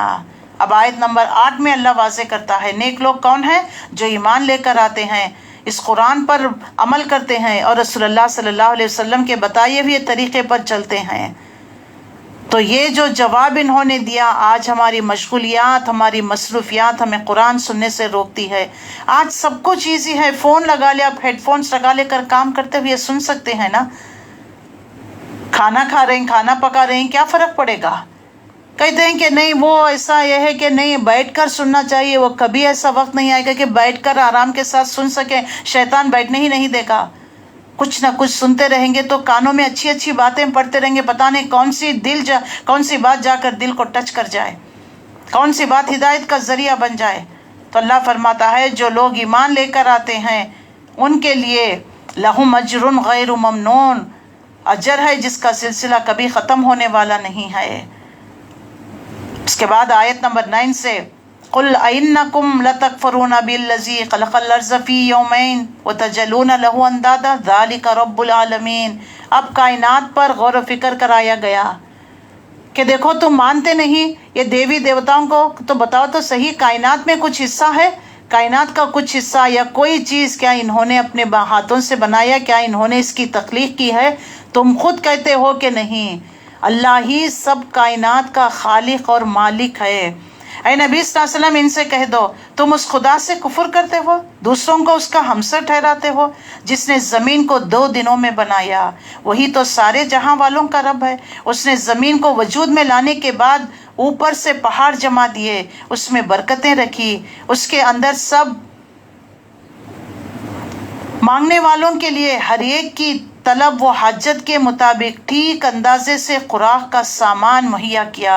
زمین میں دیکھ لیجئے کون سی فیکٹری ایسی ہوتی ہے کہ آپ جو میٹیریل ڈالتے ہیں، آپ جو را ڈالتے ہیں تو وہ اسی شیپ میں نکل کبھی کم ہو جاتے ہیں، کبھی ڈیمیج ہو جاتے ہیں، لیکن دیکھو زمین میں تم بیج ڈالتے ہیں کیسی فصل اگا کر آتا ہے۔ یہ کس کے حکم سے فصل اگتی ہے؟ کون ان کو سیراب کرتا ہے؟ یہ سب دیکھ لیجئے، زمین کو اللہ نے بنایا لڑک نہ جائے، پہاڑوں کو جما دیا، ان میں برکتیں رکھ دی۔ زمین میں صرف فصل اگاتی نہیں، اس میں تمہارے لیے تیل ہے، میٹیریلز رکھ دیے، اورس رکھ دیے ہیں اللہ نے تمہارے لیے، اور ہر قسم کی جاندار کے لیے بھی، انسانوں کے لیے بھی ان کے ٹیسٹ کے مطابق اللہ نے ہر غذا کا سامان اس میں رکھ دیا ہے۔ سبحان اللہ، جانوروں کا بھی غذا ہے، اور ہمارے لیے طرح طرح کے انگور، انار، چشمے، باغات، انسان کے فائدے کے لیے میٹیریلز اس کے اندر رکھ دیے ہوئے ہیں، مادے ہیں اس کے اندر، دھاتو ہے اس کے اندر، لوہا ہے، تیل رکھ دیا ہے، آئل ہے۔ دیکھ لیجئے جتنے بھی مسلم ممالک ہیں وہاں پر تیل ہے نا، اسی لیے تو اتنی ترقی کر چکے ہیں۔ تو دیکھو اللہ نے زمین کی تخلیق کے مراحل، جیسا کہ حدیث میں بھی آتا ہے، تو یہاں پر واضح کر دیا گیا، اس میں برکتیں رکھ دی ہے، اس کے اندر سب مانگنے والوں کے لیے ہر ایک کی حاجت طلب کے مطابق ٹھیک انداز میں ان کی خوراک کا سامان، یہ سب کام 4 دن میں ہو گئے۔ یہ صرف ہمیں سمجھانے کے لیے، ورنہ اللہ کے لیے کن فیکون کافی ہو جائے گا۔ اللہ کن کہتا ہے وہ چیز وجود میں آ جاتی ہے، لیکن ہمیں بات سمجھانے کے لیے کہ کہتے ہیں نا اس دن میں یہ کام کیا، اس دن یہ کام کیا، اللہ سمجھاتا ہے۔ اللہ تعالیٰ نے زمین کو 4 دنوں میں پیدا کیا، 4 دنوں میں بنایا۔ وہ آسمان کی طرف متوجہ ہوا جو اس وقت محض دھواں تھا، اس نے آسمان اور زمین سے کہا وجود میں آ جاؤ، تو او کرہن، چاہے خواہ تم چاہو یا نہ چاہو۔ تو دونوں نے کہا اتینا طائعین، ہم آ گئے فرما برداروں کی طرح، یعنی جدا ہو گئے۔ آسمان بھی جو ہے اوپر چلا گیا، اور زمین اللہ نے اس نے زمین بنائی، پھر اس میں پہاڑ جما دیے، برکتیں رکھا، سامان خوراک فراہم کیا۔ سبحان اللہ، دیکھو تو صحیح، غور و فکر کرنے کی دعوت دی جا رہی ہے۔ آسمان کیا تھا؟ دھواں ہی دھواں تھا، اور تب اس نے 2 دنوں کے اندر 7 آسمان بنا دیے، ہر آسمان میں اس کا قانون وحی کر دیا، اور آسمان دنیا کو ہم نے چراغوں سے آراستہ کیا، اسے خوب محفوظ کر دیا۔ یہ سب کچھ ایک زبردست علیم ہستی کا منصوبہ ہے۔ میتھمیٹیکل انداز میں اللہ نے پوری کائنات کو بنایا ہے۔ حدیث میں بھی آتا ہے ہفتے کے دن مٹی کو، اتوار کے دن پہاڑ کو، پیر کے دن درخت کو، منگل کے دن مکروہات کو، بدھ کے دن نور کو، جمعرات کے دن چوپایوں کو، جمعے کے دن آخری لمحات میں، آخری گھڑی میں انسانوں کو بنایا۔ عصر کے بعد مخلوق میں سے سب سے آخری میں بنایا۔ جمعے کے بعد آخری گھڑی میں عصر کے اور رات کے درمیان اللہ نے انسان کو پیدا کیا۔ لَخَلْقُ السَّمَاوَاتِ وَالْأَرْضِ أَكْبَرُ مِنْ خَلْقِ النَّاسِ وَلَكِنَّ أَكْثَرَ النَّاسِ لَا يَعْلَمُونَ۔ یہ سب کچھ کائنات میں تمہارے لیے نشانیاں اس نے بکھیر دیا اور زبردست علیم ہستی کا منصوبہ ہے۔ اب اگر یہ لوگ منہ موڑتے ہیں تو ان سے کہہ دیجئے کہ میں تم کو اس طرح کا ایک اچانک ٹوٹ پڑنے والے عذاب سے ڈراتا ہوں جیسے آج سمود پر نازل ہوا تھا، جب خدا رسول ان کے پاس آ گئے، خدا کے رسول جب ان کے پاس آ گئے اور پیچھے ہر طرف سے آئے، انہیں سمجھایا کہ اللہ کے سوا کسی کی بندگی نہ کرو، تو انہوں نے کہا ہمارا رب چاہتا تو فرشتے بھیجتا، لہٰذا ہم اس بات کو نہیں مانتے جس کے لیے تم بھیجے گئے۔ تو اتنی کائنات کی نشانیاں بیان کر کر اللہ تعالیٰ کہتا ہے کہ اے نبی ان سے کہہ دو کہ آپ کے آنے کا مقصد کیا ہے، میں تمہیں ایک اللہ کی طرف بلاتا ہوں، جیسے پچھلی قوموں سے میں تمہیں عذاب سے ڈراتا ہوں، جیسے پچھلی قوموں میں آج سمود پر نازل ہوا تھا، جب اللہ کے رسول ان کے پاس آئے، ہود علیہ السلام آئے، صالح علیہ السلام آئے، اور ان کے بعد جتنی بھی قومیں آئیں ان سب کو انہوں نے سمجھایا کہ اللہ کی بندگی کرو۔ تو انہوں نے کہا ہمارا رب چاہتا تو فرشتہ بھیجتا، ہر زمانے میں اعتراض کیا رسول کا، ہم تو تمہاری بات مانیں گے نہیں، تم تو ہم جیسے ہی انسان ہو۔ تو فَأَمَّا عَادٌ فَاسْتَكْبَرُوا فِي الْأَرْضِ بِغَيْرِ الْحَقِّ وَقَالُوا مَنْ أَشَدُّ مِنَّا قُوَّةً أَوَلَمْ يَرَوْا أَنَّ اللَّهَ الَّذِي خَلَقَهُمْ هُوَ أَشَدُّ مِنْهُمْ قُوَّةً وَكَانُوا بِآيَاتِنَا يَجْحَدُونَ۔ قوم عاد کا حال یہ تھا، زمین میں کسی کے حق کے بغیر کسی کے یعنی کوئی حق نہیں، کیا انہوں نے کائنات میں کوئی چیز بنایا جو بڑے بن رہے ہیں؟ انہوں نے کیا کیا؟ تکبر کرنے لگے، کسی حق کے بغیر بڑے بن بیٹھے، کہنے لگے کون ہے ہم سے زیادہ طاقتور؟ اس کو یہ نہ سوچا کہ جس خدا نے اس کو پیدا کیا اس سے زیادہ زور آور ہے۔ وہ ہماری آیت کا انکار کرتے رہے، رسولوں کو جھٹلاتے رہے، آخرکار ہم نے چند منحوس دنوں میں سخت طوفانی ہوا ان پر بھیج دی تاکہ انہیں دنیا کی زندگی میں ذلت اور رسوائی کا عذاب کا مزہ چکھا دیں۔ آخرت کا عذاب تو اس سے بھی زیادہ رسوا کن ہے، وہاں کوئی ان کی مدد کرنے والا نہ ہوگا۔ پھر آیت نمبر 17 میں وَأَمَّا ثَمُودَ فَهَدَيْنَاهُمْ فَاسْتَحَبُّوا الْعَمَىٰ عَلَى الْهُدَىٰ فَأَخَذَتْهُمُ الصَّاعِقَةُ الْعَذَابُ۔ اب رہے سمود، ان پر تو 7 دن 8 راتیں مسلسل تیز تند ہوا اللہ نے بھیجا، ہر چیز کو اوپر لے جاتی، اوپر سے پٹخا کرتی، چکنا چور ہو گئے، تکبر کیا، اکڑ گئے، ہمارے نبیوں کو، ہمارے رسولوں کو جھٹلایا، کہنے لگے کہ تم کچھ رسول وغیرہ کچھ نہیں ہو۔ اس کے بعد سمود کا قصہ رہے سمود، تو ان کے سامنے ہم نے راہ راست پیش کی مگر انہوں نے راستہ دیکھنے کے بجائے اندھے بن کر رہنا پسند کیا۔ آخرکار ان کی کرتوتوں کی بدولت ذلت کا عذاب ان پر ٹوٹ پڑا، اور ہم نے ان لوگوں کو بچا لیا جو ایمان لائے تھے اور گمراہی و بد عملی سے پرہیز کرتے تھے۔ ایمان لانے والوں کو بچا لیا، باقی پوری نافرمانوں کو اللہ نے ایک جھڑکی کیا ہوئی، ایک دھماکہ کیا ہوا، پوری کی پوری بستی تلپٹ ہو گئی۔ وَنَجَّيْنَا الَّذِينَ آمَنُوا وَكَانُوا يَتَّقُونَ۔ ہر زمانے میں بچا لیے کون گئے؟ جو اللہ سے ڈرنے والے، تقوی اختیار کرنے والے۔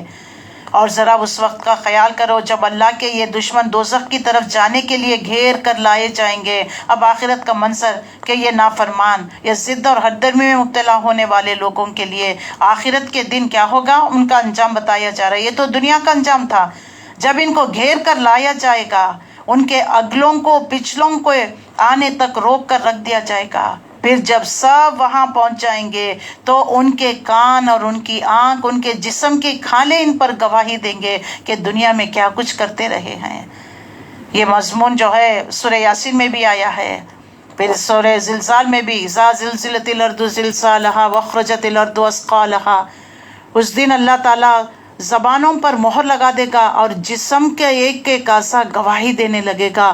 آنکھ گواہی دیں گے کیا دیکھا ہم نے، کان گواہی دیں گے کیا سنا، زبان گواہی کیا بولا، کیا سوچا دماغ میں، دل میں، جن جن کے مطابق فطور ہے، پیچھے جو ہے گڑھے کھود رہے ہیں، یعنی غیبت کر رہے ہیں، چغلیاں کر رہے ہیں، دلوں میں جو ہے قدرتیں عداوتیں ہیں، سب میٹ دیجئے، ورنہ دیکھ لیجئے ہماری کوئی بھی عبادت پینڈنگ پر رہ جائے گی، اس کا اجر نہیں دیا جائے گا۔ شب بارات کی آج 15ویں رات ہے نا، یہ مہینہ اس کے بارے میں آپ سن چکے ہیں کہ غفلت سے بیداری کا مہینہ ہے۔ توبہ استغفار کرو، اپنے آپ کو ایکٹیو کر لو، آنے والا مہینے کا استقبال کرو، اس کا ٹائم ٹیبل بناؤ، جو کام ہے اس سے فارغ ہو جاؤ، غفلت میں نہ پڑے رہو، اس کے لیے تیاری، روزہ رکھتے رہو پیر جمعرات کا، اگر ہے ایام ابیس کے روزوں کی عادت ہے تو 13، 14، 15 آنے والا مہینہ عظمت والا مہینہ ہے۔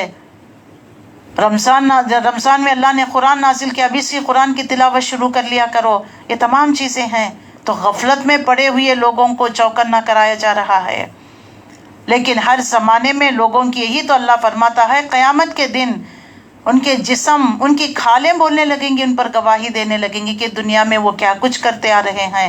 تو کتنا ڈرنا چاہیے ہمیں، کسی کے پیٹھ پیچھے برائی، غیبت کرنے، جھوٹ، الزام، بہتان، کسی کے فیور میں آ جانا، کسی کے ساتھ ناانصافی کرنا۔ 3 سے 4 بہویں زیادہ ہیں تو ساس کے جا کے کان بھرنا دوسرے بہوؤں کے خلاف تاکہ میرا نمبر ہو جائے، ساس کے قریب ہو جاؤں، یہ سب کچھ قیامت کے دن کچھ کام نہیں آئے گا۔ جو کر رہے ہیں اس کا ہمیں بھگتنا پڑے گا۔ مکافات عمل ہے یہ دنیا، یاد رکھ لیجئے، اچھائی کریے، نیکی کے کام کریے، لوگوں کو معاف کرتے رہیے، خوش دلی کے ساتھ لوگوں کو معاف کرتے رہیے، ان کے ساتھ بھلائی کا معاملہ، اچھے کام، قرآن، نماز، ذکر، یہ کام کرنا ہے، نہ کہ اس طریقے سے اللہ کو ناراض کرنے والے کام نہیں ہے۔ وہ اپنے جسم کی کھالوں سے کہیں گے تم نے ہمارے خلاف گواہی کیوں دی؟ کل ہم کچھ کہیں گے، آج کہتے نا بڑے فخر سے میرا ہاتھ، میری آنکھ، میرا جسم، یہ کل گواہی دیں گے ہمارے خلاف، تو ہم انہیں ڈانٹیں گے کہ کیوں تم نے میرے خلاف گواہی دی؟ تو وہ جواب دیں گے ہمیں اس خدا نے گویائی دی ہے جس نے ہر چیز کو گویا دے رکھا ہے، یعنی اس رب نے ہمیں بولنے کا حکم دیا، اسی لیے تو ہم بول رہے ہیں۔ اس نے تم کو پہلی مرتبہ پیدا کیا تھا اور اب اسی کی طرف تم واپس لائے جا رہے ہو۔ تم دنیا میں جرائم کرتے وقت جب چھپتے تھے تو تمہیں یہ خیال نہیں تھا کبھی تمہارے اپنے کان، تمہاری آنکھ، تمہارے جسم کے کھالیں تم پر گواہی دیں گے، بلکہ تم نے تو یہ سمجھ رکھا تھا تمہارے بہت سے اعمال کی اللہ کو بھی خبر نہیں، تم اکیلے میں، تنہائی میں، رات کے اندھیرے میں کر رہے تو وہ اللہ کو بھی پتہ نہیں سمجھ رہے ہو، تم غفلت میں ہو، اللہ غافل نہیں ہے، تمہارے ہر عمل کو وہ جانتا ہے۔ تمہارا یہی گمان جو تم نے اپنے رب کے ساتھ کیا تھا تمہیں لے ڈوبا اور اسی کی بدولت تم خسارے میں پڑ گئے۔ آج لوگ بے باک ہو جاتے ہیں، گویا کہ اللہ سے بے خوف نڈر ہو جاتے ہیں، کیونکہ وہ سمجھتے ہیں دیکھ نہیں رہا ہے، ہم نے تو اتنا چھپ کر کیا۔ آج لوگوں سے چھپ کر پیٹھ پیچھے جو کام کر رہے ہیں، گناہ کے کام کر رہے ہیں، یاد رکھ لیجئے یہ سب کچھ کل کچا چٹا کھول کر واضح کر دیا جائے گا، بیان کر دیا جائے گا، اس دن کیا ہوگا۔ لہٰذا آج سے اپنے اعمال کو درست کرتے رہنا ہے۔ اللہ وان کر رہا ہے، دنیا میں تم جو بھی جرائم کرتے تھے، چھپ کے کرتے تھے، تمہیں یہ خیال نہیں تھا کہ کبھی تمہارے اپنے کان، تمہاری آنکھیں، تمہارے جسم کے کھالے تم پر گواہی دیں گے، بلکہ تم نے تو یہ سمجھ رکھا تھا کہ تمہارے بہت سے اعمال کے بارے میں تو اللہ کو خبر ہی نہیں، جیسے لوگوں کو خبر نہیں ویسے ہی اللہ کو بھی خبر نہیں۔ تمہارا یہی گمان تمہیں اپنے رب کے ساتھ، جو تم نے اپنے رب کے ساتھ کیا تھا، تمہیں لے ڈوبے گا، اسی کی بدولت تم خسارے میں پڑ جاؤ گے۔ قیامت میں ہاتھ ملنا، اس وقت ایمان لانا، موت کو دیکھ کر ایمان لانا، توبہ کرنا، کوئی چیز کام نہیں آئے گا۔ ابھی وقت ہے، سدھر جائیے، سنور جائیے، اللہ سے توبہ استغفار کرتے رہیے، قرآن کو تھام لیجئے۔ اس حالت میں وہ صبر کرے یا نہ کرے، اس وقت صبر کرے یا نہ کرے، آگ ان کا ٹھکانہ ہوگی۔ اگر رجوع کا موقع چاہیے گا تو کوئی موقع انہیں نہیں دیا جائے گا، ہم نے ان پر ایسے ساتھی مسلط کر دیے تھے جو انہیں آگے پیچھے ہر چیز کو خوشنما بنا کر رکھ دیا تھا۔ آخر کار ان پر بھی وہی فیصلے کا عذاب چسپاں ہو کر رہا جو ان سے پہلے گزرے ہوئے جنوں اور انسانوں کے گروہوں پر چسپاں ہو چکا تھا۔ یقیناً وہ خسارے میں رہنے والے۔ آج شیطان نے کس طریقے سے آگے سے پیچھے سے گھیر رکھا ہے۔ ہماری یوتھ کو دیکھ لیجئے، سوشل میڈیا میں کیسے مشغول کر دیا، گیمز میں کس طریقے سے، سیزنز دیکھنے میں، نیٹ فلکس میں کیسے ان کی دلچسپی، رمضان کے مہینے میں ہی اس کو باندھ دیا جاتا ہے، زنجیروں میں جکڑ دیا جاتا ہے، اب تو کھلا ہے، چھٹی دے دی گئی ہے، تو وہ گھیرے میں لے رکھا ہے، تو وہ آگے سے پیچھے سے ان کو کس کر باندھا ہوا ہے۔ اسی لیے اللہ فرماتا ہے جو اللہ کے ذکر سے غافل ان پر اللہ تعالیٰ شیطان کو مسلط کر دیتا ہے، جو انہیں برائی کی طرف لے کر جاتا ہے، برائی کو خوشنما جسٹیفیکیشنز، لگی لپٹی باتیں کر کر برائی کراتا ہے۔ اللہ فرماتا ہے جیسے پچھلے لوگوں کو عذاب کا چسپاں کرا تھا، اسی طرح جن اور انسانوں پر بھی اللہ ایسا ہی عذاب ان پر چسپاں کرے گا، وہ خسارے میں رہ جائیں گے۔ اور آیت نمبر 26 سے اللہ واضح کرتا ہے منکرین حق جو رسول اللہ صلی اللہ علیہ وسلم کو جھٹلا رہے تھے، وقال الذین کفروا لا تسمعوا لهذا القرآن والغوا فیہ لعلکم تغلبون۔ یہ منکرین حق کہتے ہیں اس قرآن کو ہرگز نہ سنو۔ آج کے لوگ بھی کہتے ہیں نا، ان کو مت سنو، ان کو مت سنو، یہ فلانے ہیں، فلانے مدرسے سے ہیں، فلانے جماعت کے، فلانے فرقے کے ہیں، مت سنو۔ کیا قرآن بھی کچھ الگ ہوتا ہے؟ یہ صرف تعصبات ہوتے ہیں، صرف پریجوڈیس ہوتے ہیں، دل کی جلن، حسد، کڑن ہوتی ہے کہ ہم کیوں نہیں کر رہے ہیں، یہ دوسرے کر رہے ہیں، تو خود تو کرنا نہیں، کرنے والوں کے لیے بھی اس طریقے کی باتیں۔ یہ تو ہیومن سائیکالوجی ہے۔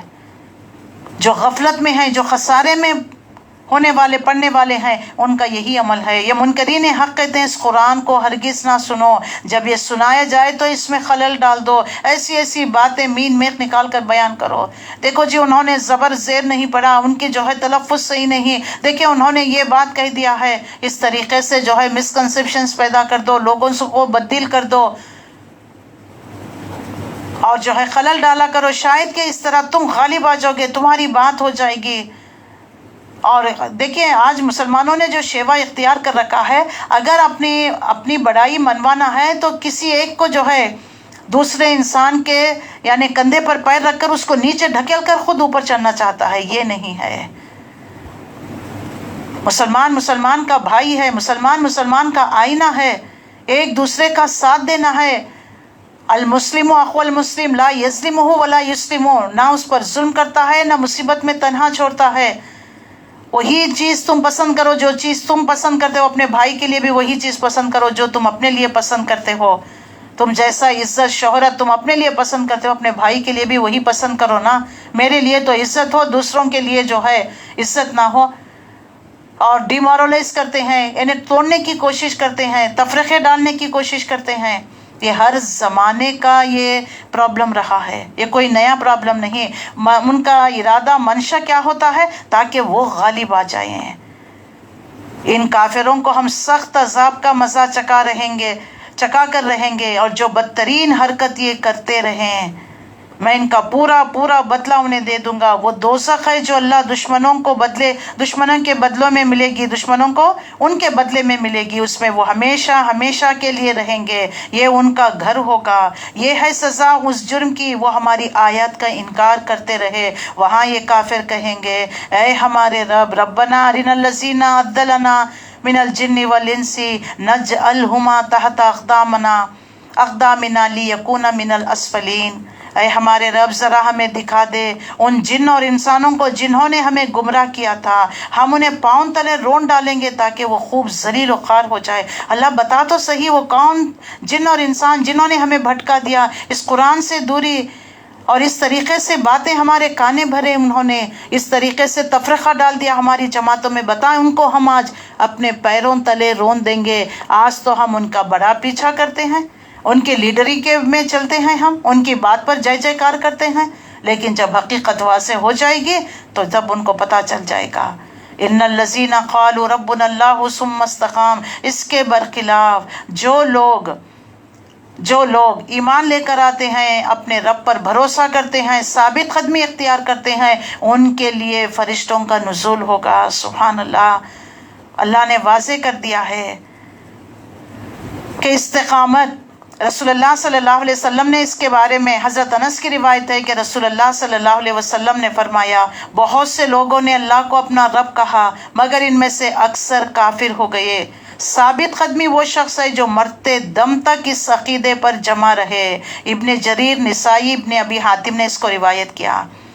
حضرت ابوبکر رضی اللہ تعالیٰ نے اس کی تشریح یوں کرتے تھے، پھر اللہ کے ساتھ کسی کو شریک نہ بنانا، اس کے سوا کوئی دوسرا معبود کی طرف توجہ نہ کرنا۔ ابن جریر نے روایت کیا۔ حضرت عمر رضی اللہ تعالیٰ نے ایک مرتبہ ممبر پر یہ آیت تلاوت کی اور فرمایا، خدا کی قسم، استقامت اختیار کرنے والے وہ ہیں جو اللہ کی اطاعت پر مضبوطی کے ساتھ قائم ہو جاتے ہیں اور ادھر سے ادھر سے دوڑ دھوپ نہ کرتے پھرے، ایک اللہ کو مضبوطی سے تھام لیا، بس ختم۔ حضرت عثمان غنی رضی اللہ تعالیٰ عنہ فرماتے ہیں، اپنے عمل کو اللہ کے لیے خالص کر دینا استقامت کا مطلب۔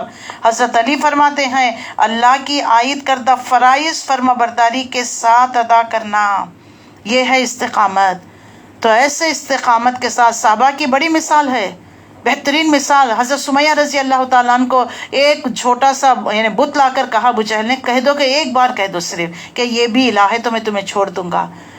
یعنی اگر کہتی تو جان بچ جاتی، لیکن اتنا جھوٹے خدا کو یعنی سچا خدا کہنا بھی ناگوار گزرا، انہوں نے اس کا انکار کر دیا، شہید ہو گئی۔ شہید ہونا گوارا تھا لیکن جھوٹے خدا کو خدا کہنا گوارا نہیں تھا۔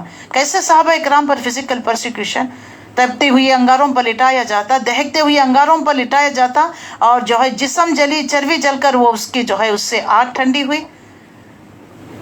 اور حضرت بلال رضی اللہ تعالیٰ عنہ کے سینے پر بڑے بڑے پتھر، کیسے استقامت، کیسے انہوں نے جم کر رہے۔ تو ایسے لوگوں کے ساتھ جب ثابت قدمی رہتے ہیں تو یقیناً اللہ کی طرف سے ان پر فرشتوں کا نزول ہوتا ہے اور ان سے کہتے ہیں، اللہ تخافوا ولا تحزنوا وابشروا بالجنۃ التي كنتم توعدون۔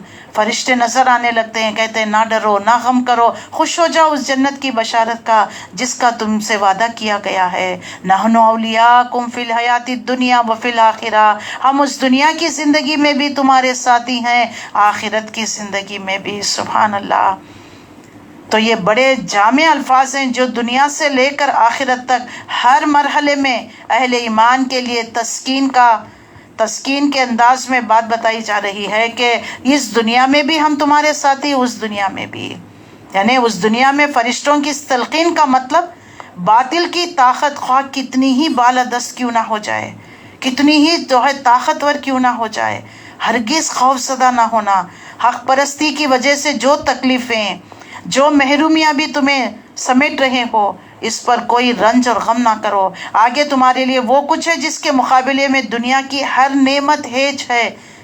یہی کلمات جب موت کے وقت فرشتے کہتے ہیں، قرآن کا مطلب یہ ہوتا ہے کہ آگے جس منزل کی طرف تم جا رہے ہو وہاں تمہارے لیے کسی خوف کا مقام نہیں، کیونکہ وہاں جنت تمہاری منتظر ہے۔ دنیا میں جن کو تم چھوڑ کر جا رہے ہو اس سے تم رنجیدہ نہ ہو، کوئی رنجیدہ ہونے کی ضرورت نہیں، کیونکہ یہاں ہم تمہارے ولی اور رفیق ہیں۔ عالم برزخ، میدان حشر میں جب فرشتے یہی کلمات کہیں گے، یعنی ڈگے ڈگ پر، قدم قدم پر ایمان لانے والے اور جو استقامت کے ساتھ آج دنیا میں جو تکالیفیں جھیلے، ان کو قدم قدم پر فرشتے کہیں گے کہ ڈرو نہیں، ہم تمہارے ساتھ ہیں۔ ہر وقت بھی دیکھ لیجئے، اب بتائیے ہم میں سے کون ہے جو موت سے نہ ڈرتا ہے؟ جبکہ اللہ فرماتے ہیں مومنوں کو موت سے ڈر نہیں لگتا، وہ تو اللہ سے ملاقات کرنے کے شوقین ہوتے ہیں۔ اللہ کا دیدار کب نصیب ہوگا؟ جس سے چاہتے ہیں ان کے ساتھ رہنا چاہتے نہیں۔ آپ بتائیے آج جو بھی دو لوگ بچے جن کے دور ہیں یا شوہر دور ہیں، جن سے ہمیں محبت ہوتی ہے، ان سے ہم چاہتے ہیں نا ہمیشہ ان کے ساتھ رہیں۔ اگر کہیں آ بھی گئے تو چاہتے ہیں نا اپنے والوں سے ملنے کی کیسی طلب، کیسی شوق ہوتا ہے۔ تو کیا مومنوں کو اللہ سے محبت؟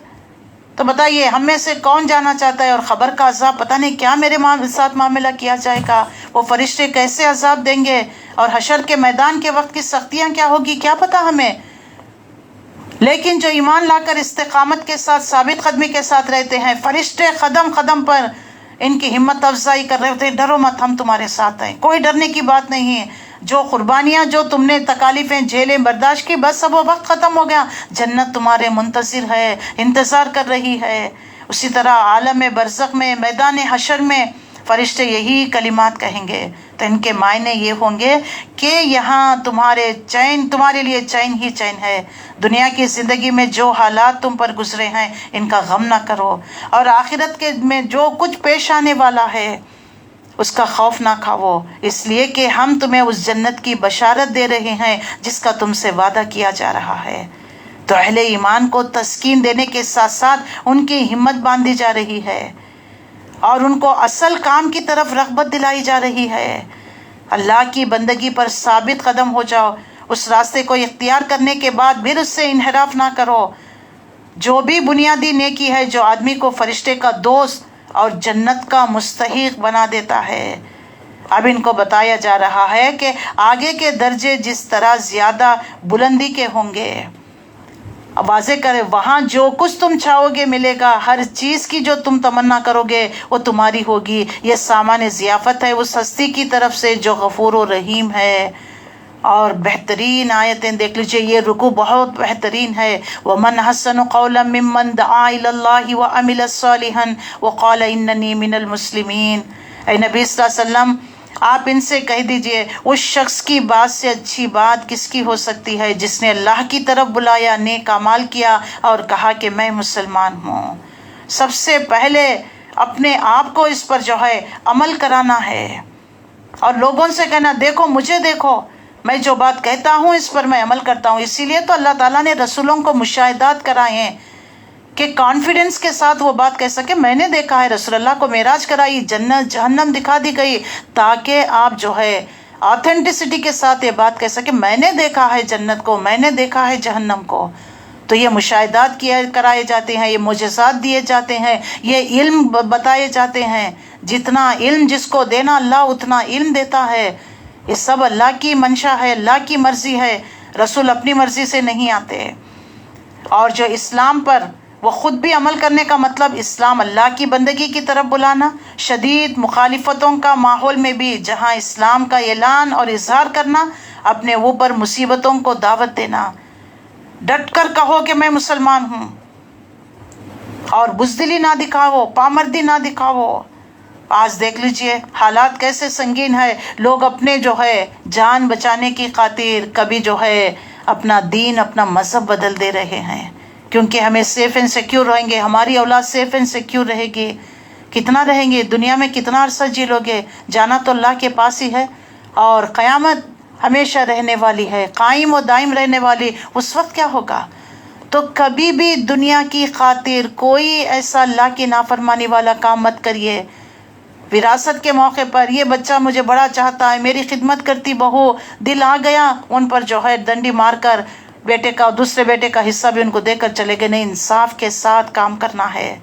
کوئی بیٹا کسی کے عذاب کو کم نہیں کر سکا، کسی والدین کے عذاب کو۔ جو کرنا ہے اللہ کے حکم کے مطابق کرنا ہے۔ اور اے نبی صلی اللہ علیہ وسلم، وَلَا تَسْتَوِي الْحَسَنَةُ وَلَا السَّيِّئَةُ ادْفَعْ بِالَّتِي هِيَ أَحْسَنُ فَإِذَا الَّذِي بَيْنَكَ وَبَيْنَهُ عَدَاوَةٌ كَأَنَّهُ وَلِيٌّ حَمِيمٌ۔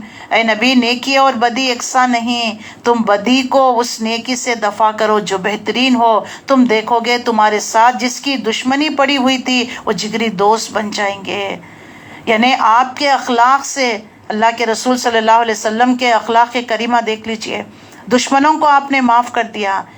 جو جنگ قیدی تھی ان کے ساتھ حسن سلوک کرنے کا حکم دے دیا گیا، تو صحابہ نے جب ان کے ساتھ، وہ خود بھوکے رہا کرتے تھے، ان کو کھانے کو دیا کرتے تھے۔ یہ عمل دے کر بہت سارے قیدیوں نے اسلام کے دائرے میں آ گئے، اسلام کو قبول کر لیا۔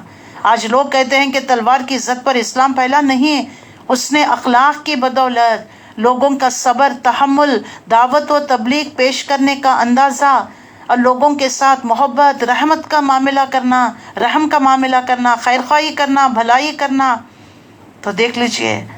تو اللہ تعالیٰ فرماتا ہے، تو اچھے اخلاق کے ذریعے سے، زبان میں میٹھاس، یہ نہیں کہ ہمیشہ سر چڑھ کر بولتے رہنا، دشمنی، عداوت، نفرتیں زبان سے پھوٹ رہی ہوتی ہے، دل میں جو ہوتا نا وہی بغض زبان پر آ رہا ہوتا ہے۔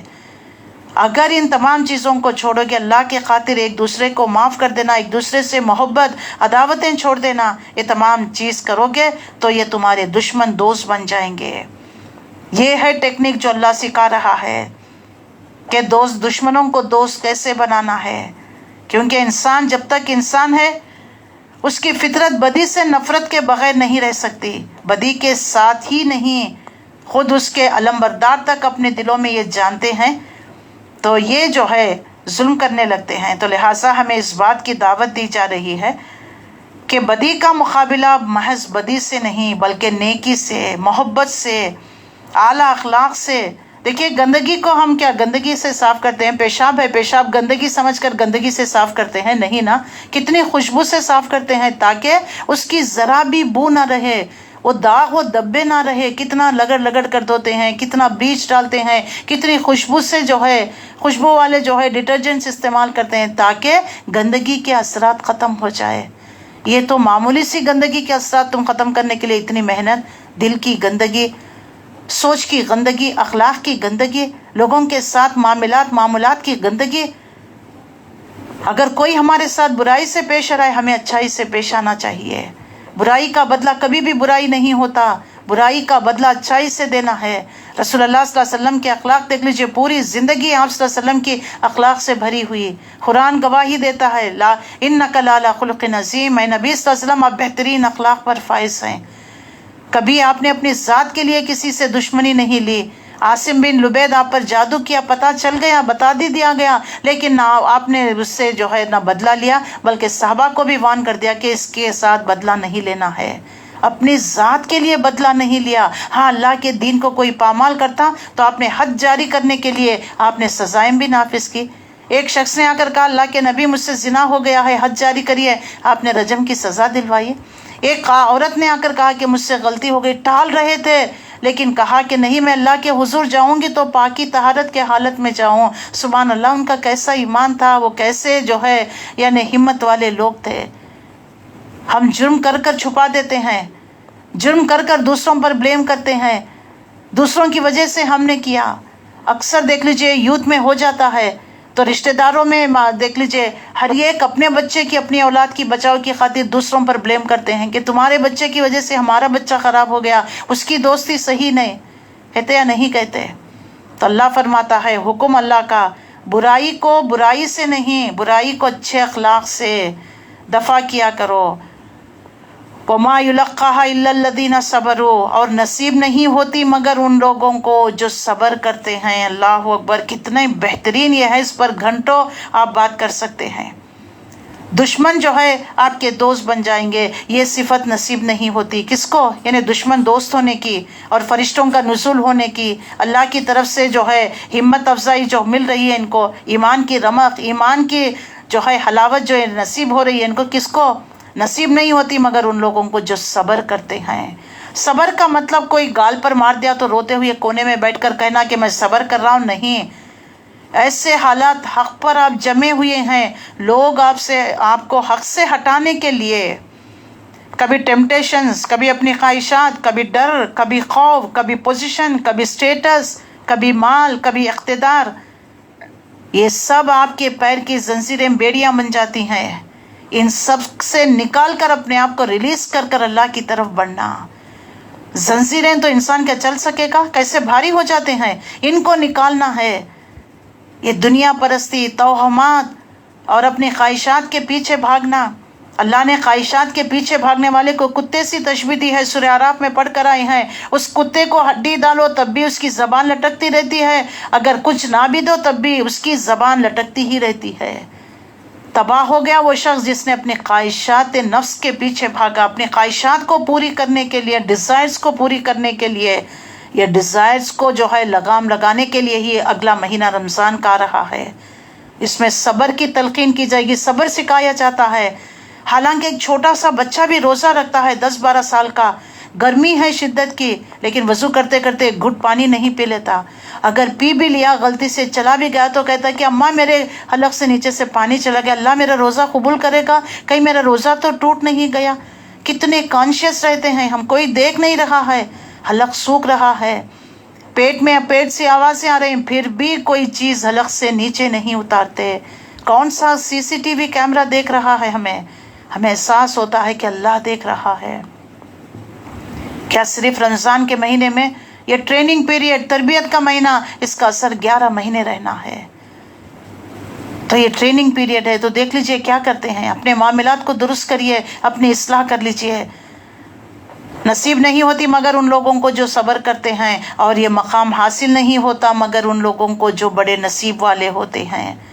وَإِمَّا يَنزَغَنَّكَ مِنَ الشَّيْطَانِ نَزْغٌ فَاسْتَعِذْ بِاللَّهِ، اگر شیطان کی طرف سے کوئی اکساہٹ محسوس ہو اللہ کی پناہ مانگ لیا کرو۔ شیطان کو سخت تشویش لاحق ہوتی ہے جب وہ دیکھتا ہے کہ حق اور باطل کی جنگ میں یعنی مقابلے ہو رہے ہیں شرافت کے ساتھ، اور جو ہے شریف لوگوں کو بدنام کیا جا رہا ہے، تو وہ دیکھ لیجئے وہ کس طریقے سے یہ آ کر لوگوں کے دلوں میں وسوسے ڈالنے لگتا ہے، مسکنسپشنز پیدا کرتا ہے، لڑکے لڑکیوں کو دیندار گھروں کے بہکانے لگتا ہے، گناہوں کو خوشنما بنا کر، اور دیکھو یہ کام فلاں اللہ سے نہیں بن سکا، فلانی جگہ سے پیر بابا مرشد کے پاس سے ہو جائے گا۔ یہ سب جو ہے یہ انسان کے یعنی شیطان کے پینترے ہے، یہ ہتھ کنڈے ہے جو انسان کو جو ہے غافل کرتا ہے، گناہ کراتا ہے اللہ کے، کیونکہ وہ اس کو جلن ہے نا، حسد ہے، کیونکہ ہم اللہ کے بندے جو ہے اللہ کی رحمت کے قریب ہیں، یہ اللہ کی رحمت کا دھتکارا، کیونکہ اللہ تعالیٰ نے آدم کو سجدے کا حکم دیا، سجدہ نہیں کیا، اور اس کو بھی بلیم کرتا ہے کہ اگر تو نے مجھے حکم نہ دیا ہوتا میں سجدہ نہ کرتا، تو نے حکم دیا میں سجدہ نہ کیا، بلیم خود اللہ کو کرتا ہے۔ انہ هو السمیع العلیم، وہ سب کچھ سننے جاننے والا ہے۔ پھر اللہ تعالیٰ نشانیوں کی طرف اہل ایمان کو دعوت دینے کا اور اصلاحی قلب کی حکمت سکھائی گئی ہے کہ اس سے پہلے 4 مقامات پر بھی قرآن مجید میں آ گیا ہے۔ اللہ تعالیٰ نے رسول اللہ صلی اللہ علیہ وسلم کو مخالفین کے طوفان میں اللہ کی پناہ مانگنے کے بعد جو چیز مومن کے دلوں کو صبر، سکون، اطمینان کی ٹھنڈک پیدا کرتی ہے وہ ہے یقین کہ اللہ بے خبر نہیں ہے، اللہ دیکھ رہا ہے ان کی حرکتوں کو، جو کچھ ہم کر رہے ہیں اس سے بھی وہ جانتا ہے، جو کچھ ہمارے ساتھ کیا جا رہا ہے اس سے بھی وہ واقف ہے، ہمارے اور ہمارے مخالفین کی ساری باتیں وہ سن رہا ہے، اور دونوں کا طرز عمل جیسے کچھ بھی ہو اسے وہ دیکھ رہا ہے۔ اس اعتماد پر بندے مومن اپنا اور دشمنان حق کے معاملے میں اللہ کے سپرد کر کر پوری طرح مطمئن ہو جاتا ہے۔ سبحان اللہ۔ تو یہاں پر جو ہے بہترین طریقے سے بتا دیا گیا ہے۔ مسند احمد نے اپنی سند میں حضرت ابو ہریرہ سے نقل کیا، وہ فرماتے ہیں کہ ایک مرتبہ ایک شخص رسول اللہ کی موجودگی میں حضرت ابو بکر رضی اللہ تعالیٰ عنہ کو بے تحاشا گالیاں دینے لگا۔ حضرت ابو بکر خاموشی کے ساتھ گالیاں سنتے رہے، رسول اللہ یہ دیکھ کر مسکرا رہے تھے۔ آخرکار جب رسول اللہ حضرت ابو بکر کا پیمانہ صبر لبریز ہو گیا، انہوں نے بھی اس کو جواب دے دیا، ایک سخت بات کہہ دی۔ اس کی زبان سے وہ بات نکلتے ہی رسول اللہ صلی اللہ علیہ وسلم پر آپ کے چہرے پر غصے کے آثار نمودار ہو گئے، فوری وہاں سے اٹھ کر چلے گئے۔ حضرت ابو بکر بھی اٹھ کر آپ کے پیچھے پیچھے آ لیا، کہنے لگے اللہ کے نبی وہ مجھے گالیاں دے رہا تھا، اب خاموش سنتے مسکرا رہے تھے، جب میں نے اس کو جواب دیا تھا تو اب ناراض ہو گئے۔ آپ نے فرمایا جب تک تم خاموش تھے ایک فرشتہ تمہارے ساتھ رہا، تمہاری طرف سے اس کو جواب دیتا رہا، مگر جب تم بول پڑے تو فرشتے کی جگہ شیطان آ گیا، میں شیطان کے ساتھ تو نہیں بیٹھ سکتا۔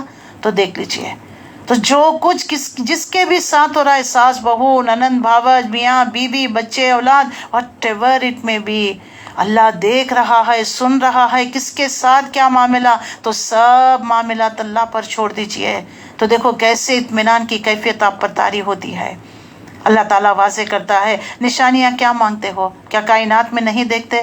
وَمِنْ آيَاتِهِ اللَّيْلُ وَالنَّهَارُ وَالشَّمْسُ وَالْقَمَرُ لَا تَسْجُدُوا لِلشَّمْسِ وَلَا لِلْقَمَرِ وَاسْجُدُوا لِلَّهِ الَّذِي خَلَقَهُنَّ إِن كُنتُمْ إِيَّاهُ تَعْبُدُونَ۔ اللہ کی نشانیوں میں سے یہ رات، یہ دن، یہ چاند، یہ سورج، یہ تارے، یہ سیارے، یہ ہوا، یہ بادل، یہ پانی، یہ بارش، یہ کیا اللہ کی نشانیاں نہیں؟ تمہیں نظر نہیں آتا؟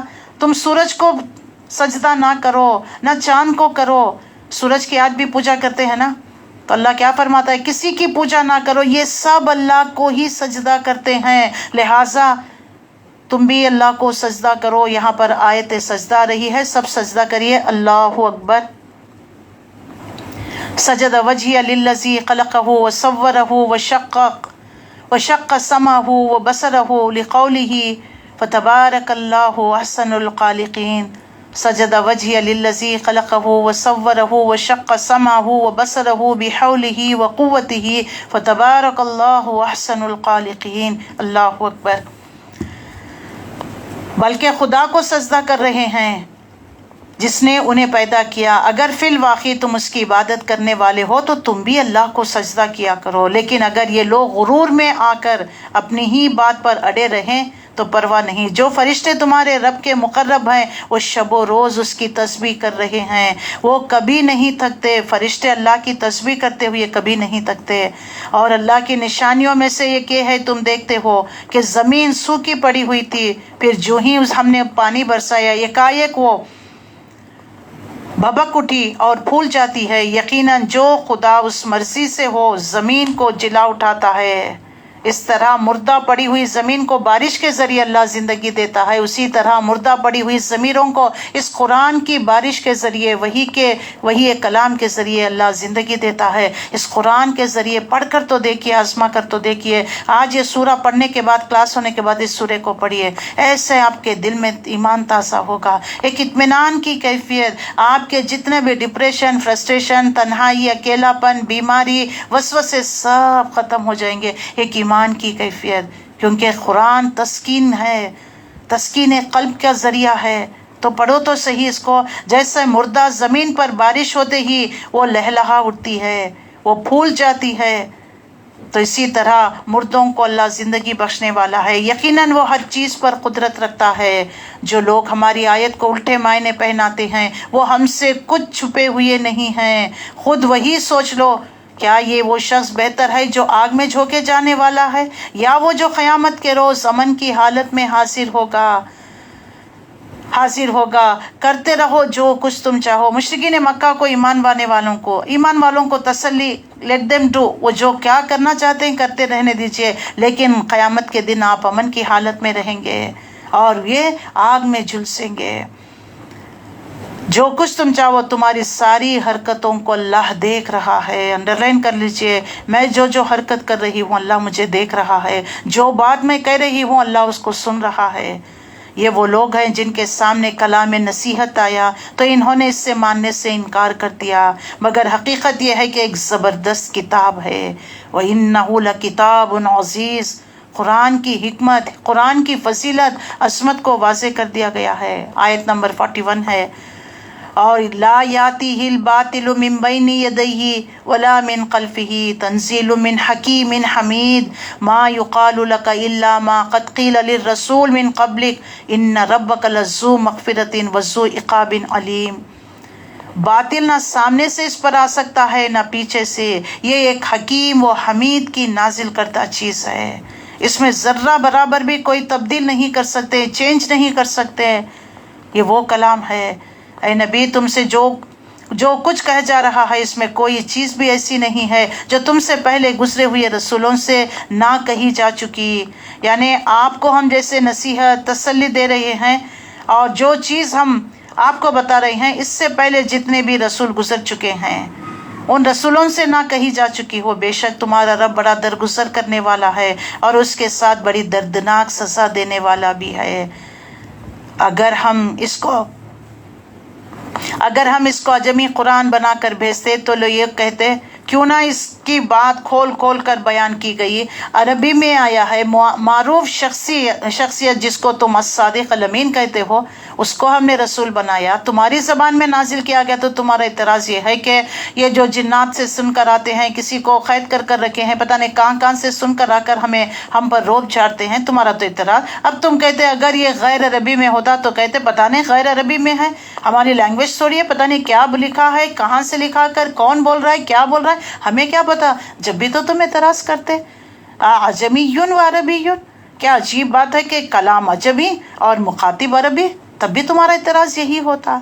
دیکھیے اعتراض کرنے والے ہر زمانے میں اعتراض کچھ لوگوں کو آپ نے دیکھا آپ کے رشتہ داروں میں یا آپ کے ملنے جلنے والوں میں ہر چیز کو نا کرٹیسائز کی نقطہ نظر سے دیکھتے ہیں، تنقید کی نظر سے دیکھتے ہیں. دیکھا آج کیا بولا ہے، سنا آج کیا کیا ہے، سنا آپ نے کہاں پر گئے ہیں. یہ باتیں دیکھیے، آپ کو دوسروں کا کیا فکر ہے، ہمیں تو اپنی فکر لگنی ہونی چاہیے. ہم کیا کر رہے ہیں، کیا کھا رہے ہیں، کیا بول رہے ہیں، ہمیں تو اپنی فکر. کہیں میرے بولنے میں کوئی غلط بات تو نہیں، کوئی ایگزیجریشن تو نہیں، کوئی غلط روایت تو نہیں، ہمیں تو یہ دیکھنا ہے. لیکن ہمیشہ دوسروں پر تو اعتراض کرنے والے اللہ تعالیٰ رسول اللہ صلی اللہ علیہ وسلم کو تسلی کہ آپ کتنا بھی سر توڑ لیجئے ان کے آگے، یہ ماننے والے نہیں، کیونکہ انہوں نے آلریڈی ڈیسائیڈ کر لیا ہے کہ ہمیں ماننا نہیں قرآن کو. تو بس آپ جو معجزات طلب کریں، معجزات دیکھ کر بھی ایمان نہیں لائیں گے. اگر ایک سیڑھی بھی رکھ دے، ہم اس سے چڑھ کر آسمان پر بھی آ جائیں، لکھی ہوئی کتاب کو ہاتھوں سے چھو کر بھی دیکھیں تبھی بھی ایمان نہیں لائیں. کہیں گے کہ یہ تو ہماری آنکھوں پر جادو کر دیا گیا. ہم نے 8ویں پارے میں پڑھ کر آئے ہیں نا، ان کے دل ٹیڑھے ہیں، ہم نے ان کے دلوں پر ٹھپا لگا دیا، بھی ایمان لانے والے نہیں ہے. تو کیا عجیب کہا کرتے تھے نا موسیٰ نبی پہ تو ایٹ اے ٹائم 10 کمانڈمنٹس لوہے کی تختی میں لکھی لکھائی دے دی نا. اگر واقعی اللہ کا کلام ہے تو اسی طرح محمد رسول اللہ کو کیوں نہیں دیا گیا؟ تو دیکھ لیجئے طرح طرح کے سوالات، اس کے اعتراضات کا جواب قرآن وقتاً فوقتاً دے رہا ہے. اور کہو یہ قرآن ایمان لانے والوں کے لیے تو ہدایت اور شفا ہے. قل هو للذین آمنوا ھدی و شفا، مل رہی ہے ہدایت، شفا پا رہے ہیں. بیمار ضمیروں کو، مردہ پڑی ہوئی ضمیروں کو زندگی مل رہی ہے قرآن کو سننے سے، پڑھنے سے. مگر جو لوگ ایمان نہیں لاتے ان کے لیے یہ کانوں کی ڈانٹ، آنکھوں کی پٹی ہے. یہ ڈانٹ کھلا رہے ہیں ہمیں، آنکھوں کی پٹی، کچھ حقیقت، اندھے بن گئے ہیں، کچھ نظر ہی نہیں آ رہا ہے. ان کا حال تو ایسا ہے جیسے ان کو دور سے پکارا جا رہا ہو. دیکھیے دور سے پکارتے تو آواز ہلکی آتی ہے نا، کچھ سنائی دیتا، کبھی نیٹ صحیح نہیں ہوتا تو کبھی ان آن آواز ہو رہی تو کچھ سنائی نہیں دیتا. ایسے ہی کبھی کچھ سنائی دیتا تو کبھی کچھ نہیں سنائی دیتا. تو یہ کہتے تھے نا موسیٰ نبی پر 10 کمانڈمنٹس اللہ یہاں پر ذکر کر رہا ہے. وَلَقَدْ آتَيْنَا مُوسَى الْكِتَابَ فَاخْتُلِفَ فِيهِ، ہم نے موسیٰ علیہ السلام کو کتاب دی، ان کے معاملے میں بھی یہی اختلاف ہوا تھا. اگر تمہارے رب نے پہلے ہی ایک بات طے نہ کر دی ہوتی تو ان اختلاف کرنے والوں کے درمیان فیصلہ چکا دیا جاتا. ان کی بھی ایک پیریڈ آف ٹائم ہے نا، اجل مسمى ہے نا، وہ وقت ہو جاتا تو پھر ان کو اللہ پکڑے گا. اور در حقیقت یہ ہے کہ لوگ ان کی طرف سے سخت اضطراب انگیز شک میں پڑے ہوئے ہیں. جو کوئی نیک اعمال کرے گا اپنے ہی لیے اچھا کرے گا، جو بدی کرے گا وہ اپنے ہی لیے کرے گا. تمہارا رب اپنے بندوں کے حق میں ظلم کرنے والا نہیں ہے. پھر اس کے بعد دیکھ لیجئے آیت 25واں پارہ شروع ہو رہا ہے، کیونکہ 25 کی جو ہے اس شروعات میں ہی یہ سورہ بھی چل رہا ہے تو اس لیے جو ہے یہاں پر واضح کر دیا گیا ہے کہ 25ویں پارے میں بھی اس کی کنٹینیوشن ہے. الیہ یرد علم الساعۃ وما تخرج من ثمرات من اکمامها ولا تحمل من انثى ولا تضع الا بعلمه ویوم ینادیہم این شرکائی قالوا اظناک ما منا من شہید. اے نبی صلی اللہ علیہ وسلم اس ساتھ کے بارے میں، یعنی قیامت، یعنی وہ گھڑی جب جو ہے بدی کرنے والوں کو ان کی بدی کا بدلہ دیا جائے گا، ان نیک انسانوں کے لیے نیکی کا بدلہ دیا جائے گا. تو جب رسول اللہ صلی اللہ علیہ وسلم آخرت کے بارے میں کہا کرتے، ڈرایا کرتے تو کہا کرتے اچھا وہ گھڑی کب آئے گی؟ تو اللہ فرماتا ہے اس ساتھ کا علم اللہ ہی کی طرف راجی ہوتا ہے، وہی اسی ساری. اور جو ہے نشانی مانگتے ہو نا، یہ کیا اس میں نشانی نہیں؟ سارے پھلوں کو جانتا ہے وہ، جو اپنے شگوفوں میں جو ملتے ہیں. کچی کلی ہے، انار کو دیکھ لیجئے کیسے پہلے پھول اس کے بعد کلی، کیسا وہ کھلتا کھلتا انار کا پھل بنتا ہے. ایک ایک چیز کو دیکھ لیجئے جو شگوفوں میں لپٹی ہوئی ہوتی ہیں، اسی کو معلوم ہے کس نے کون سی نر جننے کی یا مادہ، یعنی جو بھی حاملہ عورت ہوگی یا جو بھی جاندار ہوگا، یا جانوروں میں ہو یا انسانوں میں ہو، وہ حاملہ نر جنے گی یا مادہ جنے گی، کس نے بچہ جنا ہے. پھر جس روز وہ دن ان لوگوں کو پکارے گا کہاں ہے میرے وہ شریک، تو یہ کہیں گے ہم عرض کر چکے ہیں آج ہم سے کوئی اس کی گواہی دینے والا نہیں ہے. اللہ فرماتا ہے تم تو کاشتکار کرتے ہو نا، دیکھتے ہو کہ کیسے زمین سے اللہ اگاتا ہے، کون سی فیکٹری میں ایسا بن کر آتا ہے، دیکھو تمہارے لیے انار، کھجور، رنگ برنگے پھل، تمہارے لیے مشروبات، تمہارے لیے جانور، یہ تمہارے لیے نشانی نہیں؟ کون بنایا ان کو؟ ذرا پوچھو تو صحیح، کیا یہ دیوی دیوتا ان کا کچھ حصہ ہے ان کو بنانے میں؟ اور قیامت کے دن اللہ پوچھے گا، بتاؤ بلاؤ تو صحیح تمہارے ان شریکوں کو جن کو تم اللہ کو چھوڑ کر پکارا کرتے تھے۔ اس وقت وہ سارے معبود ان سے گم ہو جائیں گے جنہیں یہ اس سے پہلے پکارا کرتے تھے، اور یہ لوگ سمجھ لیں گے کہ ان کے لیے اب کوئی جائے پناہ نہیں ہے۔ اس کے بعد آیت نمبر 50 میں وَلَئِنْ أَذَقْنَاهُ رَحْمَةً مِنَّا مِنْ بَعْدِ ضَرَّاءَ مَسَّتْهُ لَيَقُولُنَّ هَذَا لِي وَمَا أَظُنُّ السَّاعَةَ قَائِمَةً۔ انسان کبھی بھلائی کی دعا مانگتے نہیں تھکتا، جب کوئی آفت اس پر آ جاتی ہے تو مایوس اور دل شکست ہو جاتا ہے۔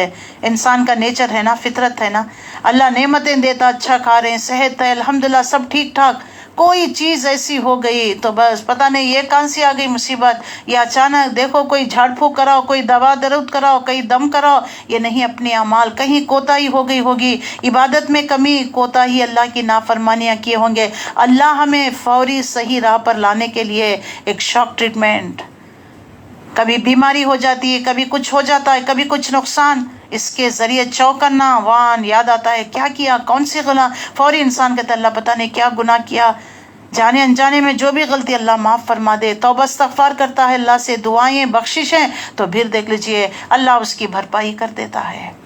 تو اللہ واضح فرماتا ہے انسان جو ہے کبھی دعائیں مانگتے ہوئے تھکتا نہیں، اللہ یہ دے دے، ہماری دعائیں کے کبھی اینڈ ہے؟ اینڈلیس دعائیں ہماری، از اٹ اور ناٹ؟ اچھی بات ہے، اللہ سے مانگنا چاہیے، لیکن صرف دنیا نہیں، آخرت بھی مانگیے، اللہ کسے درجات کی بلندی مانگیے، اللہ جنت میں شوہر، بیوی، بچے، اللہ سب خاندان قبیلہ، آج دنیا میں جیسے ہماری آنکھوں کی ٹھنڈی، اللہ اگر ایک بھی بچہ جہنم میں چلا جائے، ایک بھی اگر پکڑ میں کھڑا کر لیا جائے تو پھر جنت بھی ادھوری رہ جائے گی، اس کی نعمتیں ادھوری رہ جائے گی۔ اللہ سے مانگتے رہیے۔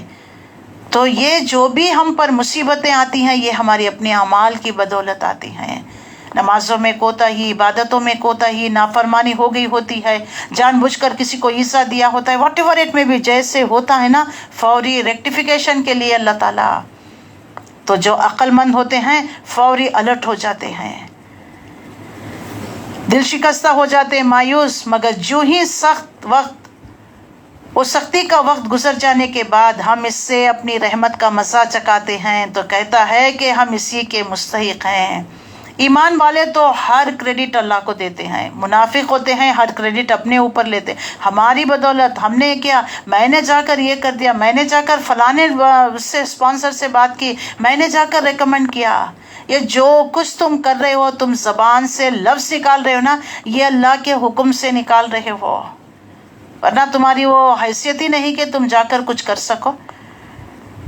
تو اللہ فرماتا ہے دیکھو انسان جب نعمتیں ملتی ہے تو کہتا ہے کہ اللہ کی طرف سے جب کوئی مصیبت آتی ہے تو چیخنے لگتا ہے، واویلا کرنے لگتا ہے، پھر ہم اس کو درست کر دیتے ہیں تو کہتا ہے کہ ہم اسی کے مستحق ہیں، اور میں نہیں سمجھتا کہ قیامت کبھی بھی آئے گی۔ کافر، مشرک، ایتھسٹ جو اللہ کو نہیں مانتے، قیامت کو نہیں مانتے، وہ ایسے ہی یعنی اپنی جو ہے کریڈٹ خود لیا کرتے ہیں، اپنی ترقی کا، کامیابی کا، اور میں نہیں سمجھتا کہ کبھی قیامت آئے گی، لیکن اگر واقعی آ بھی گئی، اپنے رب کی طرف پلٹایا بھی گیا تو وہاں بھی مزے کروں گا، حالانکہ کفر کرنے والوں کو لازماً ہم بتا کر رہیں گے کہ وہاں کیا کر کر آئے ہیں، اور انہیں ہم بڑے گندے عذاب کا مزہ چکائیں گے۔ انسان کو جب ہم نعمت دیتے ہیں تو منہ پھیرتا ہے، اکڑتا ہے، جب اسے کوئی آفت آ جاتی ہے تو لمبی چوڑی دعائیں کرنے لگتا ہے۔ اے نبی ان سے کہو کبھی تم نے یہ بھی سوچا کہ اگر واقعی یہ قرآن خدا کی طرف سے ہو اور اسے تم اس کا انکار کر رہے ہو تو اس شخص سے بڑھ کر بھٹکا ہوا کون ہوگا جو اس کی مخالفت میں دور تک نکل گیا۔ کل جانے کے بعد ان مشرکین مکہ کو، کافروں کو پتہ چل جائے گا کہ اللہ کی طرف سے، تو اس وقت کیا کریں گے؟ اس وقت ان کے خسارے کا کوئی ٹھکانہ ہوگا؟ جب کیا کریں گے؟ جب ان کو پلٹا لیا جائے گا، جب ان کو بتا دیا جائے گا واقعی یہ قرآن اللہ کی طرف سے ہو اور تم اس کا انکار کرتے رہے، تو اس شخص سے بڑھ کر بھٹکا ہوا کون ہوگا؟ دنیا کی بہت ساری کتابیں پڑھتے ہیں نا، اس کتاب کو بھی پڑھ کر دیکھ لیں، کوئی بات ہوگی نا تمہاری عقل کو اپیل کرنے والی، تمہارے دل کو چھونے والی.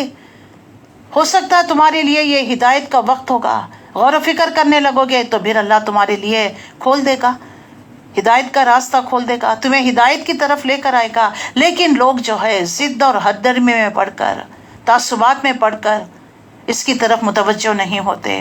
تو اللہ تعالیٰ فرماتا ہے، دیکھ لیجئے، سَنُرِيهِمْ آيَاتِنَا فِي الْآفَاقِ وَفِي أَنفُسِهِمْ حَتَّى يَتَبَيَّنَ لَهُمْ أَنَّهُ الْحَقُّ. ان قریب ہم ان کو اپنی نشانیاں آفاق میں بھی دکھائیں گے، ان کے اپنے نفسوں میں بھی، یہاں تک کہ ان پر یہ بات کھل جائے گی، یہ قرآن واقعی برحق ہے. کیا یہ بات کافی نہیں؟ تمہارا رب ہر چیز کا گواہ ہے، شہید ہے. الا انہم فی مریۃ من لقاء ربہم الا انہ بکل شیء محیط. آگاہ رہو، یہ لوگ اپنے رب کی ملاقات میں شک رکھتے ہیں.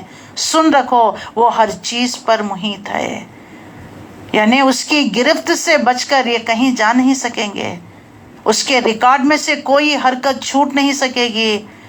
یعنی ان کے رویے کی بنیاد کی وجہ بتا دی گئی ہے کہ ان کو یقین نہیں اپنے رب کے سامنے کھڑے ہونا ہے، اپنے اعمال کا جواب دینا ہے. تب ان کو یقین آ جائے گا. کب آئے گا؟ جب ملک الموت آئیں گے تبھی پتہ چل جائے گا. دوسرا، اللہ کے حضور جب حاضری ہوگی جب ان کو پتہ چل جائے گا. اس وقت افسوس کرنا، سر پٹکنا اور غصے اور غیظ میں اپنے انگلیوں کو چبائیں گے، لیکن ان کا غصہ، ان کی نفرتیں، ان کا جو ہے پچھتاوا اس دن ذرہ برابر بھی کام نہیں آئے گا. تو آج جو چیز ہمیں وارن کیا جا رہا ہے کہ اس اللہ کی طرف پلٹو، اس کلام کی طرف پلٹو، اس کے مطابق تم اپنی زندگیوں کو گزارو، ورنہ یہ کلام جہاں رسول اللہ صلی اللہ علیہ وسلم ہماری سفارش، وہیں اللہ سے جو ہے شکایت بھی کریں گے کہ پروردگار میری قوم نے اس قرآن کو پیٹ پیچھے کر دیا. ہم جو ہے نان مسلمس اگر کہیں گے کہ تمہاری کتاب میں کیا ہے تمہیں پتا، تو کہیں گے کہ نہیں میں خود نہیں پڑھی ہوں تو تمہیں کیا سمجھاؤں. کہیں ایسا معاملہ تو نہیں. اللہ کی کتاب کے ساتھ یہ ہمارا رویہ، یہ مذاق ہے یہ کتاب کے ساتھ. اللہ نے یہ کتاب ہمارے لیے ہدایت کے لیے، ہماری رہنمائی کے لیے نازل کی. نہ اس کو پڑھتے، اب رمضان کا مہینہ آ گیا، اب کمپٹیشن پر پڑھتے ہیں. 10 قرآن آپ نے بغیر سمجھے پڑھا، ایک قرآن آپ نے سمجھ کر پڑھا، 10 پر بھاری ہو جائے گا.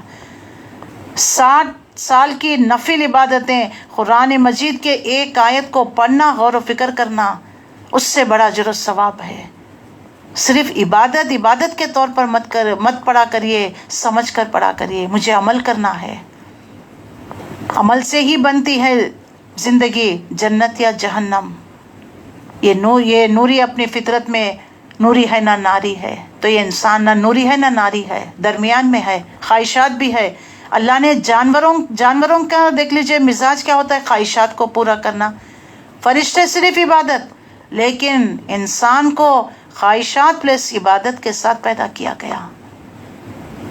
تو انسان جو ہے اشرف المخلوق ہے. تو اللہ تعالیٰ نے جس مقصد کے لیے پیدا کیا ہے، غور و فکر کریے کائنات پر، اپنے انفس پر، اپنے اطراف پر، قرآن کی آیتوں پر. اللہ سے دعا کرتے رہیے، تدبر تذکر کریے، اپنی زندگیوں کو بدلنے کی کوشش کریے. جو کچھ ہم نے سنا ہے اس پر ہمیں عمل کرنے کی توفیق عطا فرمائے. وما علینا الا البلاغ. السلام علیکم ورحمۃ اللہ وبرکاتہ. جس کے بعد جو ہے گرامر کی کلاس ہوگی انشاءاللہ العزیز.